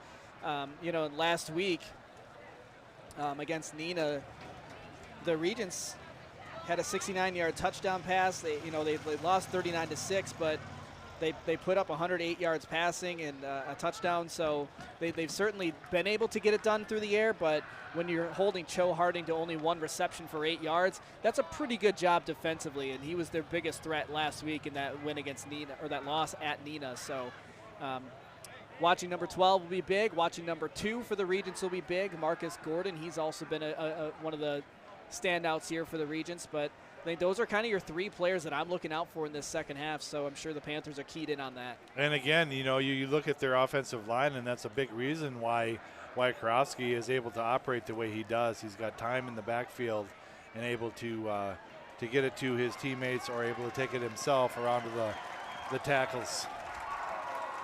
Yeah, Madison West has certainly got the size advantage on that offensive line. There's a shot of the student section. Congratulations to the Oregon 2021-2022 season. Could you imagine, Eric, going back to school? Yeah, it's interesting, and I was actually just thinking about how social media has changed how we go back to school. And you know, when I was a kid, there was no like announcements of, you know, everyone going back to school. Your parents weren't posting pictures of you for likes or anything like that. And so now I'm like seeing my friends on Snapchat posting pictures of their kids going to school and everything. And I was like, you know, it's just so different, that whole aspect of it. And then going back to school, it always seems earlier and earlier every year. So yeah. I don't know. I'm glad I'm at where I'm at.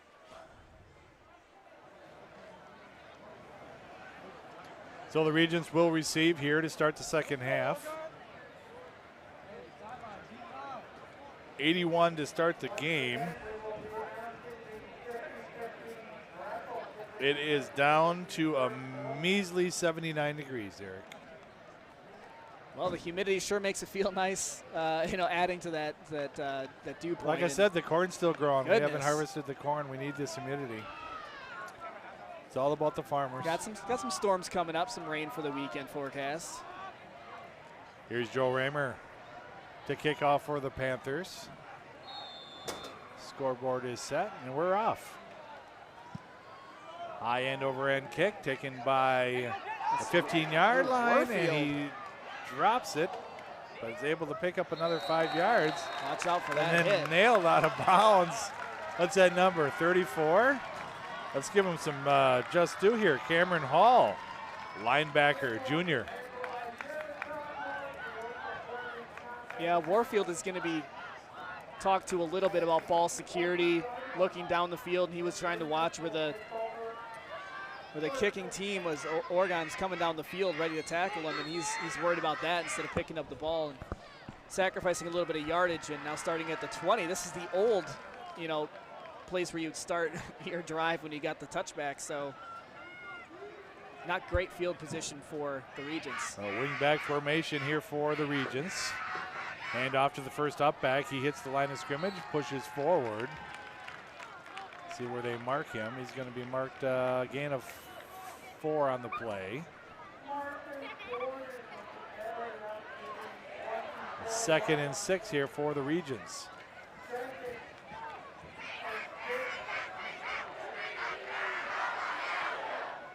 I think if I'm Madison West here, obviously you want to watch the clock and make sure you're scoring and taking advantage of all the possessions you get. But I'm really worried about running this football and getting on the field and scoring, and I don't want to do anything too fancy. Stick to my game plan still. Fumble, and Oregon's going to come up with it. Krosky, nice handoff to number 12, Joe Harding, but the first stick there by number 44, I believe it was, and he was able to cough that ball up, and Oregon comes away with it deep in their territory, and Oregon is threatening already. Well, that's exactly what you don't want if you're the Regents to start off this second half. You start, you get the ball, you start thinking about closing this gap. It's 34-8, and now Oregon right back on the offensive at 30-yard line. I mean, this is really a dagger-type drive for the Panthers if they can score here. You put this thing away. Overload to the left side. There's Amir Warren. Austin Sanders. Hand off to Zudi. He gets a good block. He'll only pick up a yard on the play. Yeah, credit to Madison West. They were ready for that one. They packed the line. They were just daring the Panthers to run the ball, and that was 8 men in the box ready to tackle. And one thing that I'm looking at, and I always start thinking about this when it starts getting colder in this season, and that's ball security, especially when you're doing reverses and pitches and things like that. But the Panthers seem to have no problem with it. They've been running this formation, this type of thing for a number of years now, and really only had the one miscue so far tonight. Right off the right tackle here. A gain of 2 on the play. That'll bring up a third down. Inside the 30-yard line. Now, Kean, what did the statistics say? Did we get statistics in the first half about third down percentage? We did not. Because no. I want to think that the Panthers did a pretty good job of executing on third downs, and unfortunately for the Regents, they haven't been quite as good. And so this is one of the few times that Oregon's been held to, a 3rd and 7. It's got to be one of the longest third downs they've faced tonight. Yeah, and I'm guessing this is 4-down territory because of the lead here. They're not gonna punt it away. So here's Kestnick with a hard count, and now they're gonna call a false start. And that certainly won't help Oregon's chances of picking up this first down.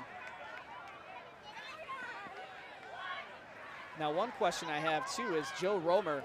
Have you seen what his leg is capable of so far this season? I mean, I know it's still early, but I have not. I'm not sure I'm guessing this is still what the too far distance out of he his, has. He was not the kicker last year, so I do not know what his range is. Saunders and Warren in the wings. Zudi in the backfield. Fake to both, back to pass. He's got a man open. No, he's going to keep it himself. And knocked out of bounds at the 30, back to the original line of scrimmage. Maybe 3 yards on the play. That was a smart move there because you have the fake pitch off, dump off to the running backs, to both of those guys, and you get turned around and you start thinking maybe this could be a hold on the play. But instead of trying to force something or make something fancy, you just pick up the few yards that you can. And yet, like you said, it's 4-down territory, so why not? Here they are again, 4th and 11, they're calling it. They got 2 wide receivers set this time. Amir Warren lined up to the left side here. Henry Wenke on the near side. Zudi in the backfield, back to pass. Kestic, now he'll draw. Still on his feet. Tries to get to the outside, and he does. He's going to have the first down and more. He's up to the 10 and knocked him out of the bounds about the 7-yard line. And a late hit, but Kestic slow to get up, but he will get up. He's all right. Put a little mud on it. Take a pop like that and you get right up. That'll show your toughness at 165. He's not a big guy, but boy, you saw the legs on that one. What a nice play there by Drew Kestic. I thought he was going to be down when he first started to go to the middle. He made a little juke jab towards the middle, off to the left side, and enough for the first down. And also one of the tendencies when you're one of the offensive, the receivers or whoever's making a seal block to the outside, the tendency sometimes is to block into the back of the defender, and they really disciplined enough to not have that happen. Oregon able to pick up the first down and on a 4th and long and able to keep this drive going. Personal foul, and they went half the distance to the goal line here, so it's going to be 1st and goal from about the 9-yard line. Make it the 8-yard line. A couple of times we've seen that from the Regents tonight, and certainly frustrations can start to set in when you start feeling the game slip away like this. Overload to the left side, first man through, Zudi on to the left tackle. Pushing, and touchdown, Oregon. Teague Zudi.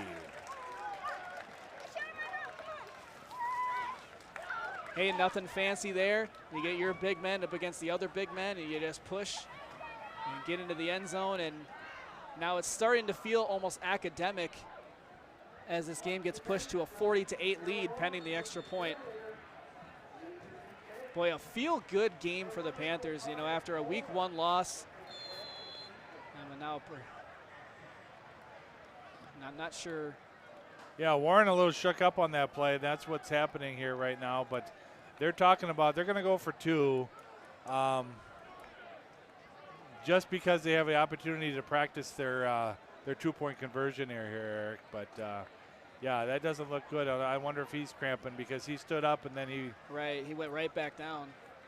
But so while we do have a moment, OCA Media would like to thank our sponsors for making this broadcast possible. The Village of Oregon, One Community Bank, the Oregon Athletic Booster Club, the Oregon Chamber of Commerce, the Oregon School District, Torhorst Insurance, and J.L. Richards. And don't forget the Oregon Panthers bank another 6 points on the Oregon One Community Bank scoreboard. One Community Bank, feel good banking.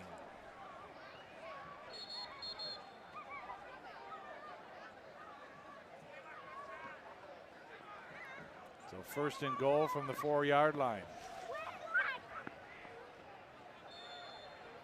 So yeah, interesting setup. You get to choose whether you want to be on the left hash or not. So now we're going to get another stoppage before we even get going here. So I'm not sure whether that's a timeout or an official's decision. No, they're saying that Warren he was beat up. Yeah. He can't stay in there. So that's why I'm guessing maybe just a cramp there, Eric. He's fine. So here we go, finally 1st and goal from the 4-yard line. Hand off to Zudi, no. Misdirection. Number 23, Austin Saunders. 2-point conversion.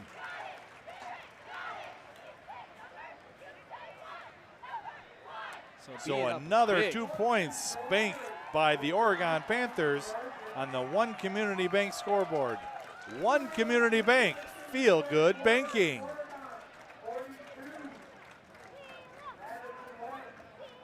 Now I've had the pleasure or the displeasure, I'm not sure how I want to say this, but there was a semi-pro football game that I called once, Kean, that was 98-0. Now, when it's 98-0, you start to lose things to talk about. Right. I feel like we're almost getting to that point where you start to say all the good things that Oregon's doing, kind of point out the mistakes that the Regents have made. And, you start getting all these guys, some of the secondary and tertiary players who maybe don't touch the ball a lot, get them some playing time. But, boy, it's sometimes nice to have a game where you just get to say all the good things. It really is, about and the real reason is it's preseason. So, I mean, it's a win-win for these second stringers. They get some confidence. They get to be in the game and play before the actual conference. So when it's entire time up, they're going to be able to step up and shine. That's exactly what these programs are all about, and it's about the kids after all, and about developing these programs after that. And you wouldn't know it by looking at the roster of how many seniors are on this team. That's right. But it's a young team because a lot of those seniors did not play as much as nice kick there by Joe into the end zone for a touchback. A lot of these kids did not get to playing time up until this point, so they're finally getting their opportunity, their night in the spotlight. Now, I will say this about the way that this has gone, and that's, with last year's football season in the fall being canceled and having the alternate spring season, which Oregon did participate in.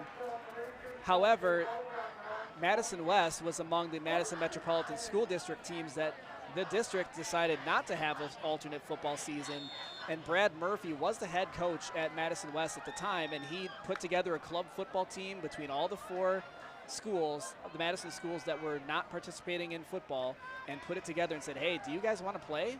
And all the kids, of course, said, yes, I want to play some football. And so they had the opportunity to do that, but what it did was it sacrificed Coach Murphy's job, because there was a WIAA rule, you can't have unsanctioned football being played, and the Regents would have faced some issues and punishments this fall had the season gone on with Murphy as head coach here. So, of course, now that brings in, new head coach, and you had the interim head coach tag on Coach Bonamy earlier this in the spring, and he was the interim tag was taken off, and now his team is unfortunately 0-1 and potentially 0-2 after here tonight. But not a lot of football being played by the Regents. It's been a whole year since they played football. Quarterback keeper there, sniffed out there by number 44 for the Panthers. That's Cooper King.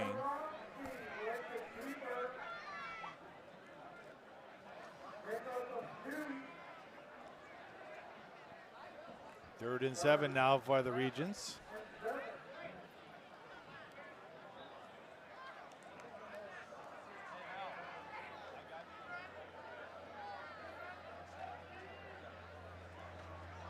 Now it looks like Oregon defensively is changing things up a little bit, and we'll see where the players decide to go, because they've been running the 4-4 all night with 1 high safety. Now they go with 2 safeties. So 4 wide receivers, single back in the backfield. Here's Karofsky. Lets it fly. He's got his man, number 12. And it'll be a first down for the Regents. Yeah, Cho Harding picks up his 2nd reception of the night. And that one will be his longest of the night so far as well. We talked about that earlier, how he was the one who picked up that big 69-yard touchdown last week at Neenah. And tonight so far been held pretty much in check.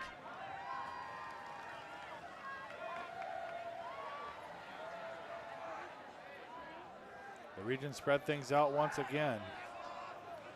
Look for number 15 in the slot. Here's Karofsky, low snap.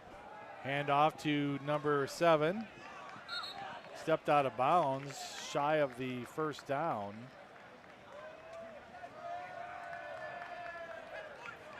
Full head of steam that time, Eric. Yeah, well, it was also a nice job of Karofsky to pick that one up off his shoelaces and make sure that play could continue on as designed. And Kevin Gordon able to get about 8-9 yards on that play. So a nice series developing here for the Regents, although it might be too little too late, which is weird to say when we have 7 minutes left in the 3rd quarter that the game is over. So I certainly don't want to be presenting it as that.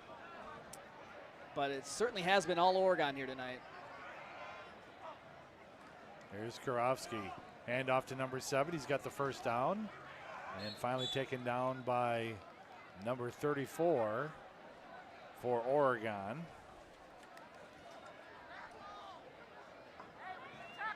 Cameron Hall. Kevin Gordon with a couple straight carries there for the Regents. Now you got to think at some point you got to get to the air. So they'll probably head that way again. And we get a substitution here for the Panthers as Ryan Peth heads to the sidelines, but looks to be pretty okay.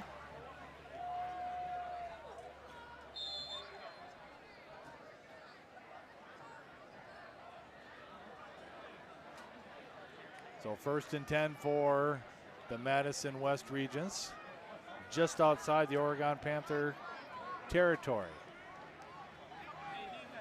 Spread wide with 2 wide receivers. Karofsky out to the flat to number 2. Tries to get outside and knocked out of bounds.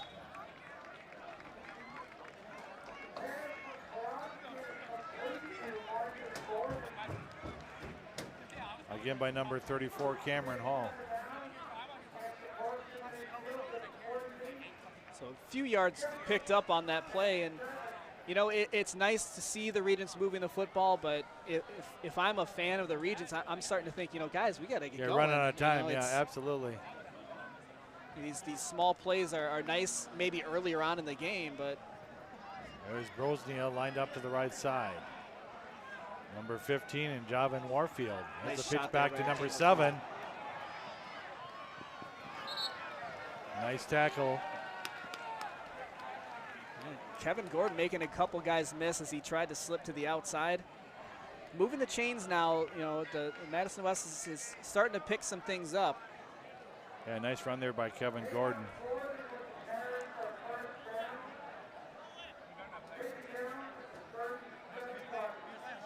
Nice shot by our camera crew there. Evan Miles with that tackle. Knockout. 6:15 left to play in the 3rd quarter. Oregon 42, Madison West 8. Here's Karofsky in the pistol.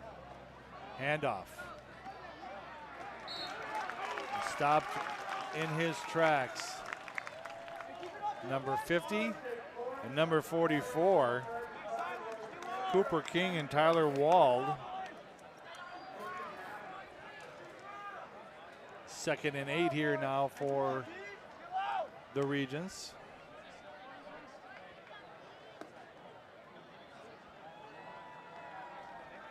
Taking a lot of time on the clock to. Yeah, and I'm thinking that, you know, calls. look at Karofsky, the way he's stretching too. I think that Right. some of these kids are affected by this weather. Here's Karofsky.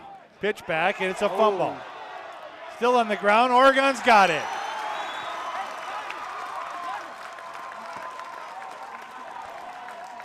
And number 34. Cameron Hall. He's been over a few plays here tonight. And nice to see there's a future of the Oregon Panthers. He's a 5'10 junior.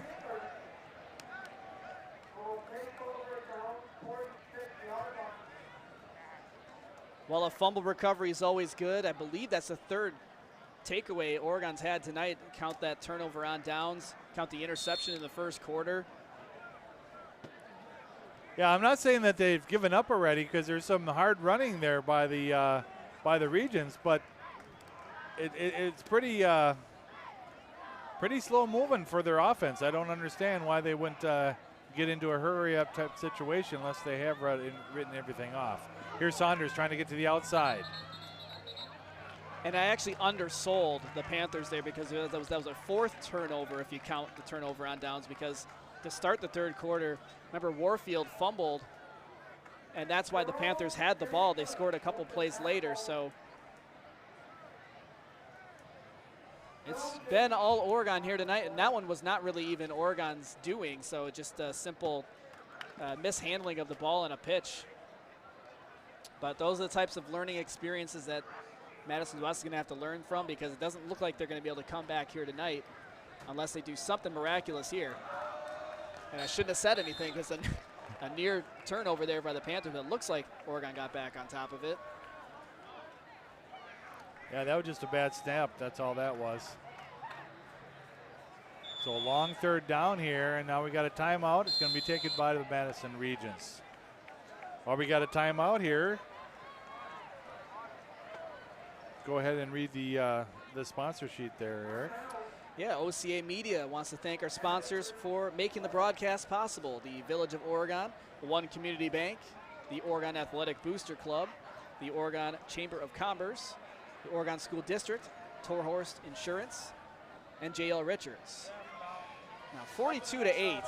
Now we start thinking about what the WIAA has in place for running clock. Now we were talking about it, I believe it's 35 points you need to get to for that running clock. And not that we want this to be a running clock situation, but I'm sure the Panthers, like to get out of here with a W, put a big exclamation mark on this game. 4.5 minutes to play in quarter number 3 and a 42-8 lead. I mean, this one's pretty well in hand. But I think it's time to start digging deeper in the playbook if you're the Panthers and start thinking about some of those plays that maybe you want to run in practice. But there's nothing like live reps to get you accustomed to some of those things that you wanted to try. Speaking of new players in there, number 85, Ryan Morrill. He's a tight end, senior, 6 foot, 180 pounds. He's going to light up in the slot.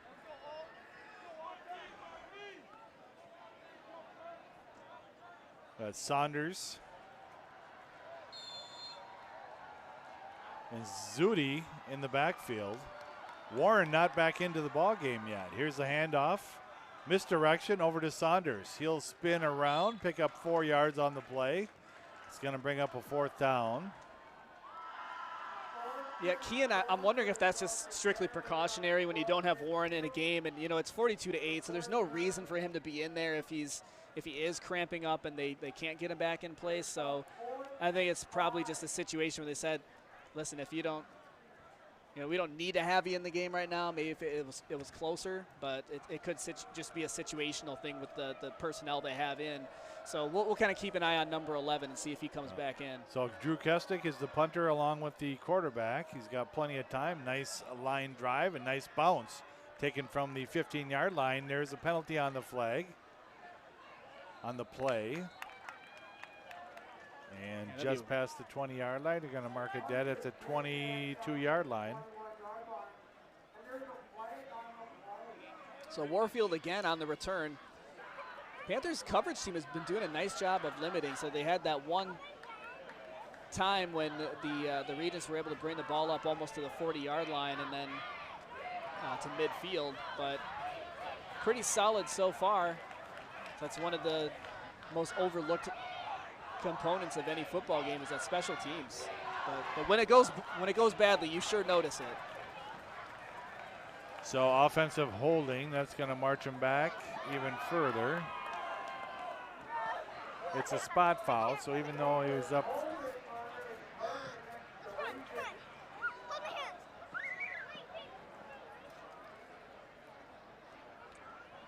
That must have happened way back. Well, it happened at the 26-yard line, so that's why they marched the whole 15-yard line, 15 So they were yards unfortunate off. enough for it not to be half the distance to the goal. Right. So they might want to look at that one because that seems like a little bit of a interesting part of the loophole in the rule or something because you don't want that to happen. 1st and 10 for the Regents here now at the 8-yard line. Here's Karofsky. Back to pass. Looking. He's going to let it fly. And nice defense. I thought he was going to hit him early there, Eric, but he was able to come in just at the last moment. And he sandwiched him, and he is down. And they were trying to hit Shaitan Warfield. Nice camera angle there. And Warfield was ready to catch that one, but a couple of defenders trying to split that defense, and Warfield with his helmet off on the field right now. So an injured player on the field. So taking a moment to once again recognize our sponsors, the Village of Oregon, One Community Bank, the Oregon Athletic Booster Club, the Oregon Chamber of Commerce, the Oregon School District, Torhorst Insurance, and J.L. Richards. And if you're watching this being streamed live on YouTube or any of the other OCA media affiliates, let us know. Go ahead and Snapchat us or Twitter us or on the Facebook, as I call it. let us know that you're watching and you appreciate it. We're having fun. We're going to thank all these people that bring you this fine broadcast at the end of this program. A lot of hard work and dedication goes in. And the majority of these people are not even paid. So show your appreciation, and they'll be happy for it. Back to live action here. 3:34 left to play in the third quarter. 42-8 Oregon leads. Here's Karofsky in the shotgun. 7, nice move back around. What a hit there by number 73, Ryan Jennings. He's a junior, 5'10", 185. Yeah, Kevin Gordon took a licking on that play, and of course the rule, if your helmet comes off on the play, you got to go off the field for at least one play. So kind of similar to any kind of injury. So now deep in their own territory, 3rd and 10. Nice shot of Coach Kissling. Madison taking a lot of time, a little confusion there on their offense.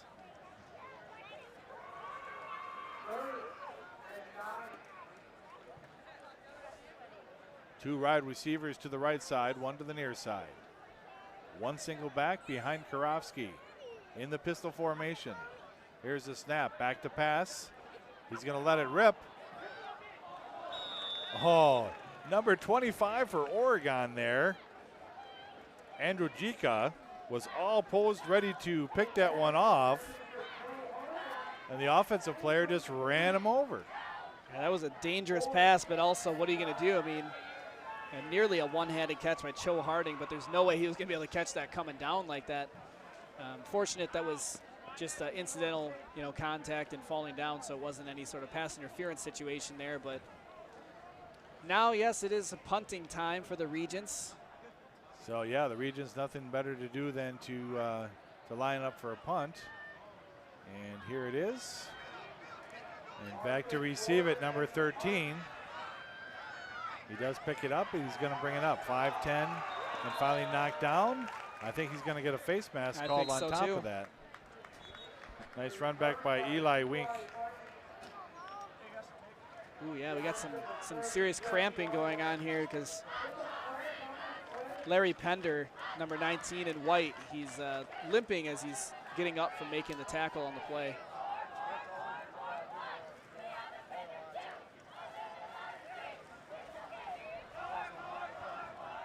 Boy, it's interesting, it starts to cool off a little bit. But it's now that the cramping starts to hit in. So we do have rain and thunderstorms in the forecast tonight, but this game will be over prior to that happening. So no fear of any delays in this game, especially if it ends up being a situation where we get a running clock. But now the penalty actually goes against Oregon here, so I believe that is a hold against the Panthers.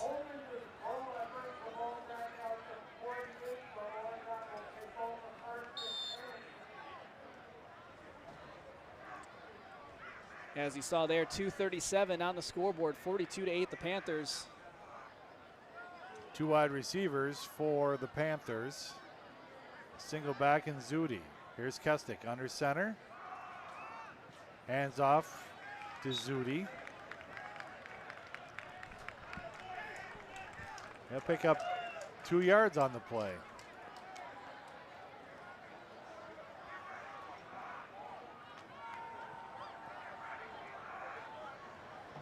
Well, I don't anticipate we're going to see too many tricky plays at this point because you definitely don't want to be the coach who's known for running up the score.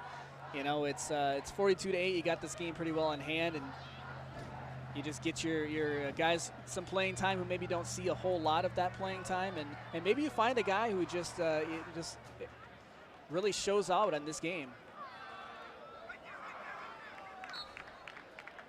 It's an unfortunate end to that play, though. Like Saunders and bumped that's into his because fullback. that's the only reason why that happened right there, Eric, was because those two haven't been in the game together. There was a little hesitation there by him and a little hesitation by the blocker. But it's all good. They got to learn.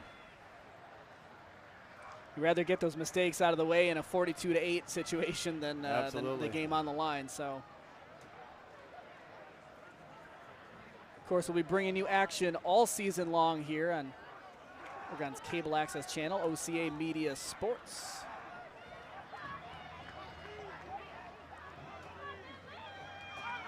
Misdirection this time. Amir still on his feet. They're going to give him 2 yards on the play. It's going to bring up 4th down. So Warren does come back into the game, although doesn't pick up anything worthwhile on that carry, and a 3-and-out for the Panthers.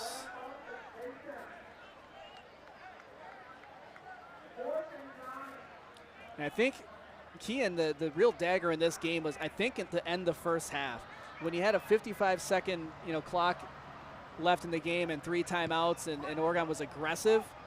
Nice punt. We'll see if that drops. Picked up at the 5. Stuck at the 20. 15-yard return. I think it really took a hit to the mentality of Madison West when Oregon had the ball, 55 seconds left. They decided not to kneel it. They go down the field and score a touchdown with 10 seconds left before the half and make it 34-8 at the half. And it's we've seen 1 touchdown here so far, a couple of turnovers that the Panthers were able to manage to get, and it's been the Panthers this whole night. So feel good about your Oregon Panthers if you're watching this as an Oregon fan. If you're a Madison West fan, I don't think you're watching this stream, but if you are, I'm sorry to bring this action to you tonight. But there's plenty of season left.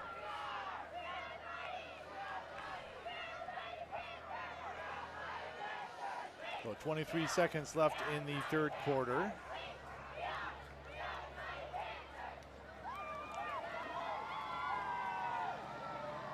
Handoff to the line of scrimmage and knocked backwards.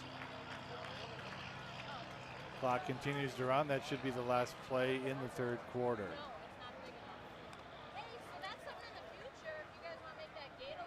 So after 3 quarters of play, it's going to be the Oregon Panthers 42, the Madison Regents 8. Funding for this broadcast is brought to you by our generous sponsors. The Village of Oregon, a great place to live, work, and play. One Community Bank is a proud supporter of youth athletics. Visit www.onecommunitybank to learn more about our free checking account, or stop in to OCB.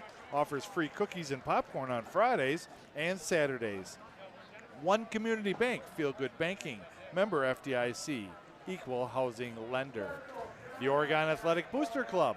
Please consider being a part of your athlete's success and become a booster today. The Torhorst Insurance, your local insurance agency since 1978. Firefly gift cards for referrals. The Oregon Chamber of Commerce, promoting, informing, connecting, and advocating for local businesses and the Oregon community.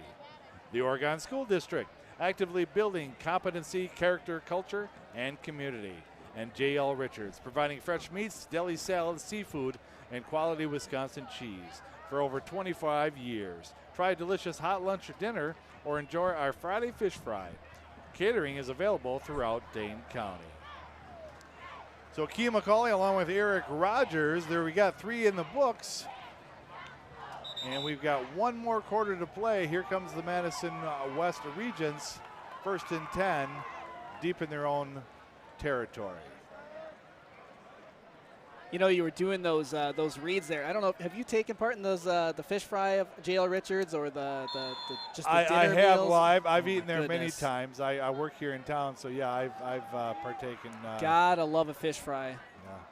JL's got a liquor store too, Eric. I mean, it's all inclusive right there. They got everything you need. Nice reception there by number 12 for Cho Harding for the Regents. Big first down. Now he's starting to get involved in this game, although I think it's kind of a little too late in this case. But he's going to look at his stat sheet. It's going to look a little bit nicer.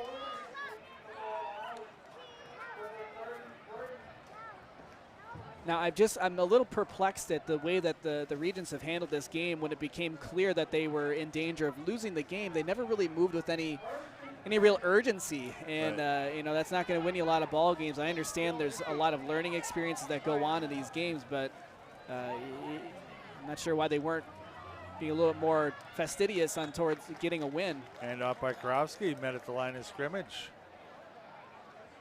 Loss of about a half a yard on the play. Just at the start of the fourth quarter, Oregon leads 42-8. Oregon Panthers Stadium on this 26th day of August 2021. Now, Kian, do you and Dan typically do a player of the game, between yourselves, just kind of determine who you like? Yeah, I usually win. I usually win player of the game. Oh, okay. You're player every game. I like it. Yeah. Everyone's got to have their thing. Yeah, Dan's slow. I mean, we from time to time, he's got his golden sombrero. I don't know if you never heard of his golden sombrero. Well, see, that's if anybody has 3 interceptions touch. or 3 touchdowns, he automatically gets his golden sombrero. So yes and no to answer your question. Well, I was trying to think of, who on the Oregon roster is going to end up winning, not the golden sombrero necessarily, but at least some sort of an MVP award. And gosh, you could choose any number of guys because there were a number of defensive players that made some good plays and turnovers and interceptions. You obviously had a couple of touchdowns apiece for a lot of these star running backs.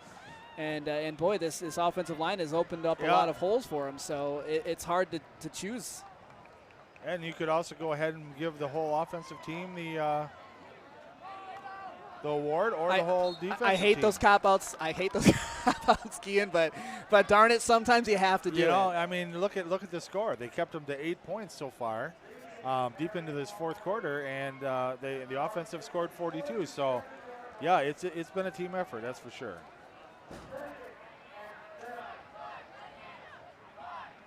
And now that we're surpassing, it's after 9 o'clock our time filming this game, and the bugs start coming out, and you start seeing that humidity affecting the players. So maybe that's what some of these injuries have been. It's just you got an itch from the mosquitoes, and you got to head to the sidelines and take care of it. There's a misdirection. Knocked down here by number 45 into the ball game. That's Grant Wallink, a sophomore. 6'2" defensive lineman. Nice tackle. That says a lot about your skill set if you're a sophomore defensive lineman getting some action in this game. Now, and Larry Pender, number 19 for the Regents, taking that ball. So he made a tackle on special teams and limped off the field, and this is the first time that I've paid attention to see that he was out there, so he was making some plays. So obviously the cramping has kind of been the main injury here tonight. Well, getting back to Wallink, that takes me back to one of the Gorman boys. I think, in fact, he wore that same number as a linebacker, and big, tall gentleman, and was able to get in there and make some plays. So, yeah, there was a future for the Oregon Panthers. And here's another one. Number 71 coming up a little gingerly. And maybe that's their mindset too, Eric, that they just want to get out of here without making any injuries, and they're just using this time as more of a scrimmage, knowing that they've already lost this event. Yeah, because I guess the worst thing that can possibly happen is both these teams then, in a meaningless effort at this point, to go into next week or the rest of the season with some injuries. So very good point to make there, Kian. Now, this looks like about the same kind of setup as we saw last play. 2nd and 7. Here's Karofsky, back to pass. There's a hold on number 73, didn't get called, but incomplete anyway. 3rd down and 7 for the Larry Regents. Padner just hitting himself after dropping that play, that pass. Is one of the things is like when you're out in the flat like that and you're catching the ball and trying to spin and go upfield, as you start thinking about, all right, where am I going after I catch the ball? And you got to look that ball into your hands in a situation like this, and you drop it. So start to feel a little bit silly, but fortunately for him, it didn't. Probably doesn't make a whole lot of difference. Now 72 getting off the field just in time for the Panthers here. Something that our Green Bay Packers quarterback is very good at. Catching. Hand off to number 2. He's got room. Is he going to take it down? No, he's not. He's going to get taken down at the 12-yard line. Make it the 11-yard line.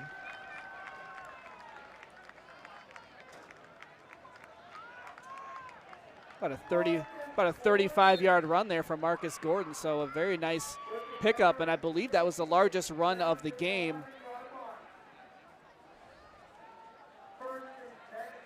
Actually, excuse me, I gave him a short field there. It was actually yeah, they had about two 16-yard runs in the first half. About a 50-yard run there.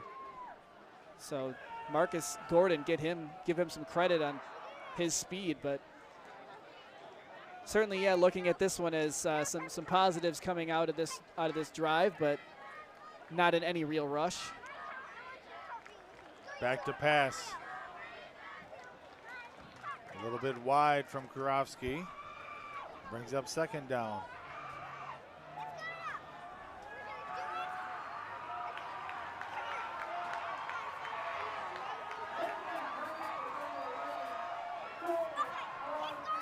So 7:18 to play in this contest, 42-8. Panthers looking to etch their first win in the win column this season. And then they will stay home here next week, taking on a 1-0 DeForest team. DeForest has been pretty darn good here this last handful of years, and another run-heavy team. So here's Kurofsky. nice Doesn't pick stiff it, arm. tries to get back, and nice job there by number 42 for the Panthers. Andrew Kane, another junior.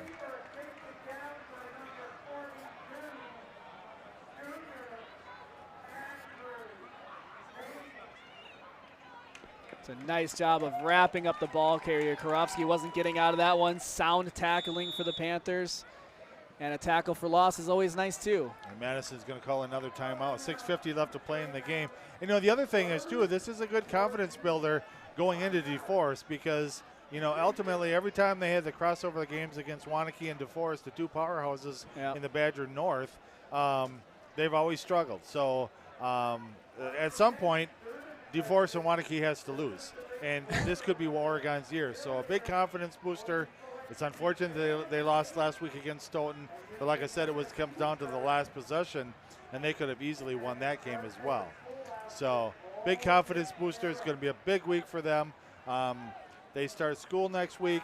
A lot of things going on. So fun to watch Oregon football again. Well, and I think just with how big of a crowd there is tonight for a game that is prior to school starting, you got to think that next week you bring in a tough DeForest team, and this place is going to be rocking. So you get the feel good of being at home. You get a tough opponent to really test your mettle after a win here tonight. So, not to say that the season is decided next week at all, but you start to kind of figure out where you're at, in terms of your development, your progress, things that you've tried that didn't work, and kind of moving forward, what's this team going to be? What's their identity? You start to figure out what team you have when you're around week 3. A couple new names in here for the Regents as well. Kurofsky back to pass. He's looking. He's going to let it fly. And he will catch the ball in the end zone. Well, nice job by Cho Harding to get that touchdown because he wasn't even looking initially when that ball was in the air and he hadn't even turned around to look yet. Yeah, you can tell that Kurofsky and Harding have hooked up before. Just an unfortunate night for their offensive squad against the Oregon Panthers.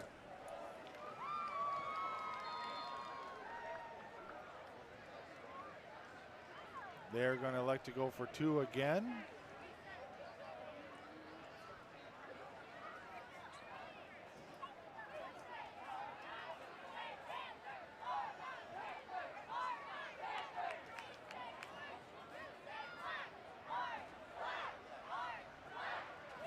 Here's Kurofsky.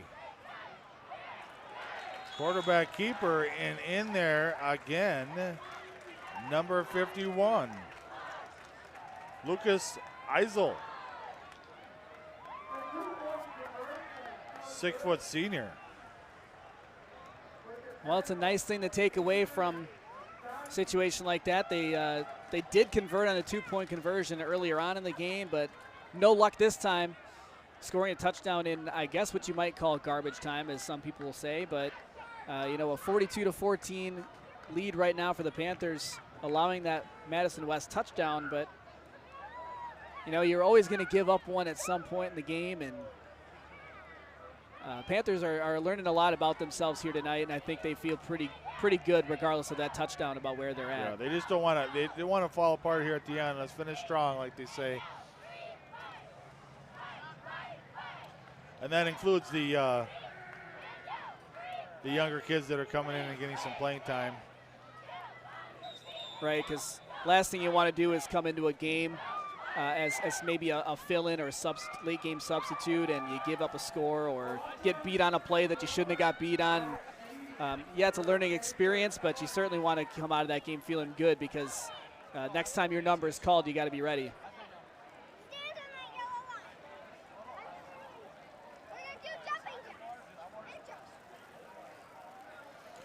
I'm guessing onside.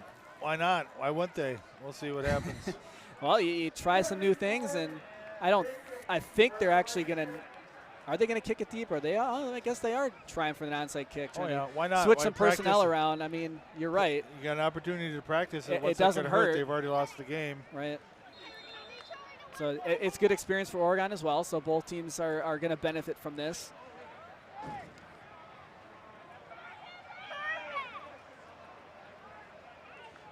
Now, I'm not sure how Kevin Gordon has done, if he's kicked a lot of onside kicks before.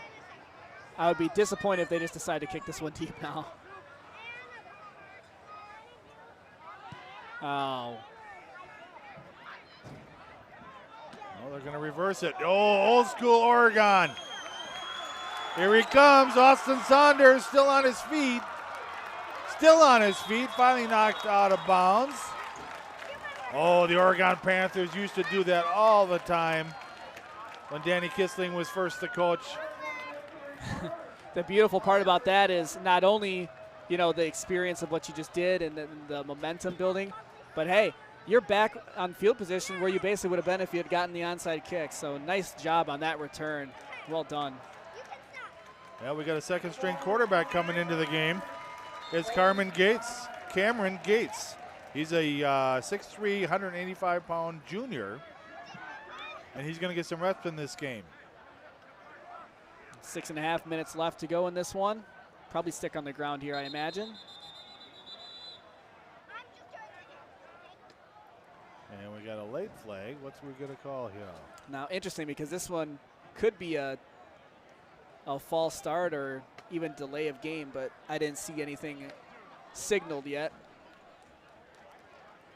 I would think it's probably against Oregon, right? Nope. Illegal substitution, I think that signal is. Yeah, 5-yard penalty, so it's first and 5 here. And here comes Gates to the line of scrimmage under center. He'll hand it off. Get to the outside.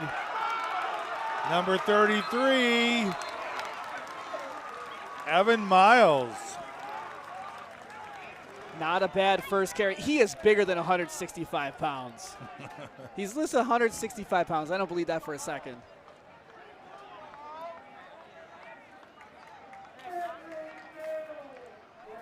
Okay. He certainly runs big. He runs big. That was a nice one. Yeah, he's got a linebacker pair of I think that's what it was. He is a linebacker, so maybe they'll just that's what we'll chalk it up to. He's a defensive back. Hand off to him again. He's going to get to the end zone. He's a chugging. No, it's not Miles. It is number 34. Let's see what his number is. Cameron Hall.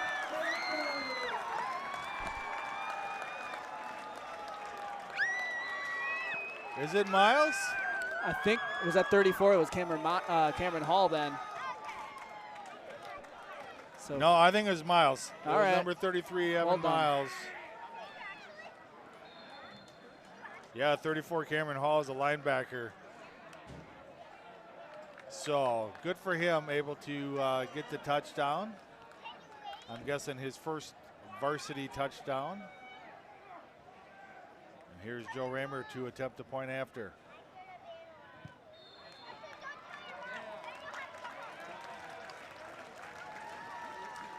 No laundry on the field.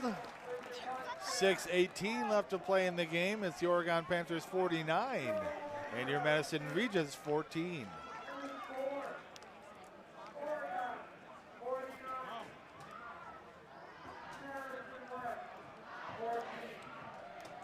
Well, there's your 35 points, Eric. Yeah, well, a little. You know, you got 6:18 left to go in this one, so it doesn't really do a whole lot for the folks who were hoping to get home sooner. But, hey, I mean, you stick around, hang out, and watch a nice Oregon football win. Nice summer night, first home game of the year.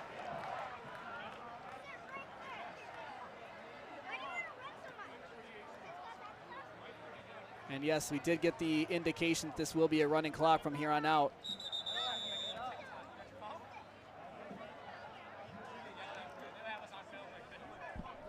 So a little flash of the future there with Evan Miles scoring his first touchdown.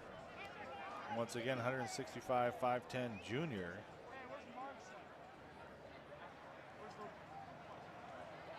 You know, and I'm hoping for all these players' sake, not just Oregon, not just Madison West, but all the teams that are participating, these kids. You know, I can't tell you what it's like to be a student athlete in the current environment that we're in right now, and some of the seasons being canceled and graduation and all that stuff, but they've overcome a lot.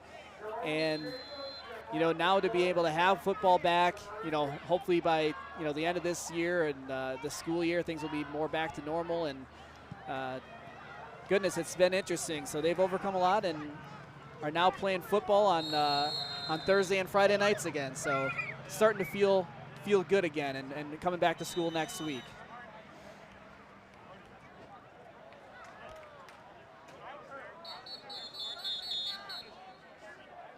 And finally we got it running. So there we go at 6 minutes and change remaining in this football game, a 49-14 lead for the Panthers, and barring something significant, you know, in terms of this, you know, it'd probably stay that way. But as some substitutions come in and you get players who are new to it, it's been an overall pretty nice night for the Panthers. You know, they had a turnover. There was a slip on a reverse that led to a turnover, and the Regents did capitalize on a turnover, so it's there are some negatives if you want to look at that as far as improvement and motivation. There's a handoff to number 2. Nice tag team tackle there by number 32, Andrew Naeves. I did not get the other number. I apologize. 2nd and 11 now for the Regents. And so now the other positive here is because this is being played on a Thursday night, Oregon gets that additional day of rest, if you want to look at it that way, of you know, the kind of the short week type of situation. So they go into next week against the Forest with an extra day of rest against a very tough Norskies team, but that's where Oregon's going to be really tested next week. So we'll see what they're made of. Karowski back to pass. He's looking. He's got his man number 19. He almost knew that it was going to be passed to him when he came into the ball game. But they're using him sparingly. I don't think they want to have him injured. One of their best wide receivers in Larry Purder. Yeah, Larry Pender's been getting a lot of action here in the second half. But also Cho Harding, and you know, it's just interesting to see that they, you know, took this long to get their passing game going because, shoot, Madison West has a pretty good, Karowski's got a good arm. It's an interesting throwing motion, but it's a good arm.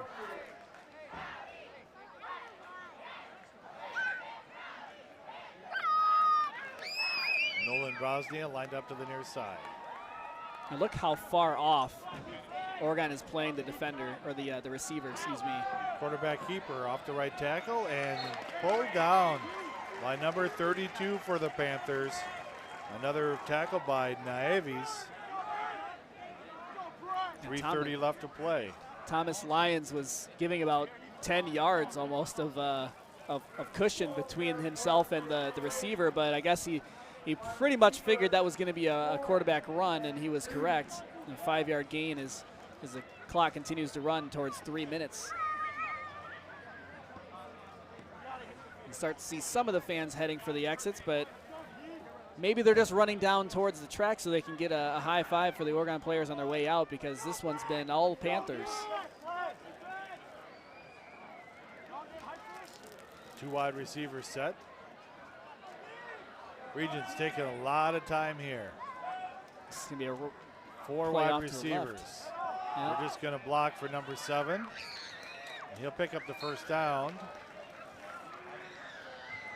to the 40-yard line.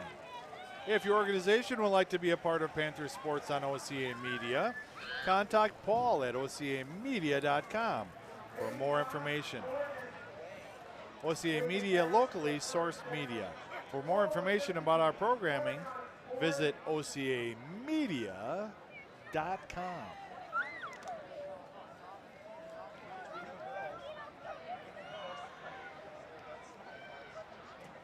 I do want to give a shout out. I'm not familiar with all the names quite yet here, Kian, but this crew tonight, the stat crew, the broadcast crew, setting everything up, all the technical stuff, done a fantastic job setting us up to win. That was a nice run. Absolutely. OCA Media hopes you enjoyed this broadcast of Panther football today. OCA Media brings you another exciting Panther football game next week, Friday, September 3rd at 7 p.m. when the Panthers host the DeForest Norskies in a big matchup under the lights. And a big thanks to our executive producer, Paul Zwicker, technical director, Josiah Wampler, excuse me if I mispronounced that, graphics and audio operator, Jordan Hockey, and camera operators, Dan Suter and Corbin Groff. Really nice job, everybody. I know I murdered a couple of those names. I apologize. Another pass, and that's going to fall incomplete. Third down. 103 continues to run. 1 minute left to play in this match. So probably get one more play here before this one is all over. 49-14. Blowout. The Panthers going to get a big win here tonight. Their first one of the season. And feeling good, undefeated at home.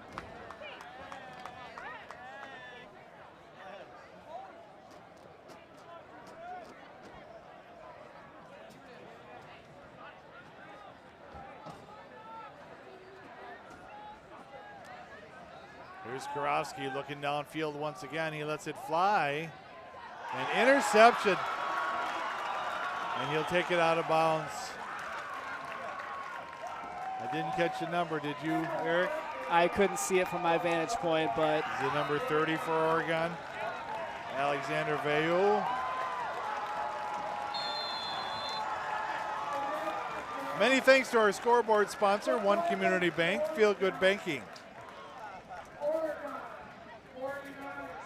So, a wonderful Thursday night football game.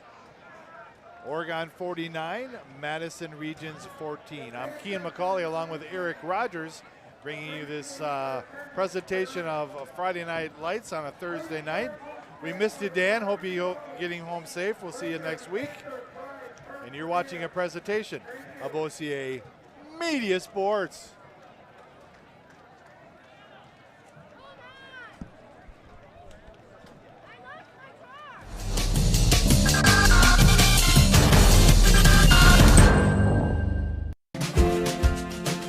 Funding for this broadcast is brought to you by our generous sponsors. One Community Bank, a proud sponsor of youth athletics. Visit www.onecommunity.bank to learn more about our fee-free checking account or stop in. OCB offers free cookies and popcorn on Fridays and Saturdays. One Community Bank, feel good banking. Member FDIC Equal Housing Lender. The Village of Oregon, a great place to live, work, and play. The Oregon Athletic Booster Club. Please consider being a part of your athlete's success and become a booster today. Torhorst Insurance, your local insurance agency since 1978. Firefly gift cards for referrals. The Oregon Chamber of Commerce, promoting, informing, connecting, and advocating for local businesses and the Oregon community. The Oregon School District, actively building competency, character, culture, and community. J.L. Richards, providing fresh meats, deli salads, seafood, and quality Wisconsin cheese for over 25 years. Try a delicious hot lunch or dinner or enjoy our Friday fish fry. Catering is available throughout Dane County. And Logo Promotions, helping businesses and schools promote and advertise their organization through apparel. With over 100 years of staff experience, exceptional personal service, and quick turn times, we have been serving the Madison and surrounding areas since 2013. Leverage Logo Promotions for all your screen printing and embroidery needs.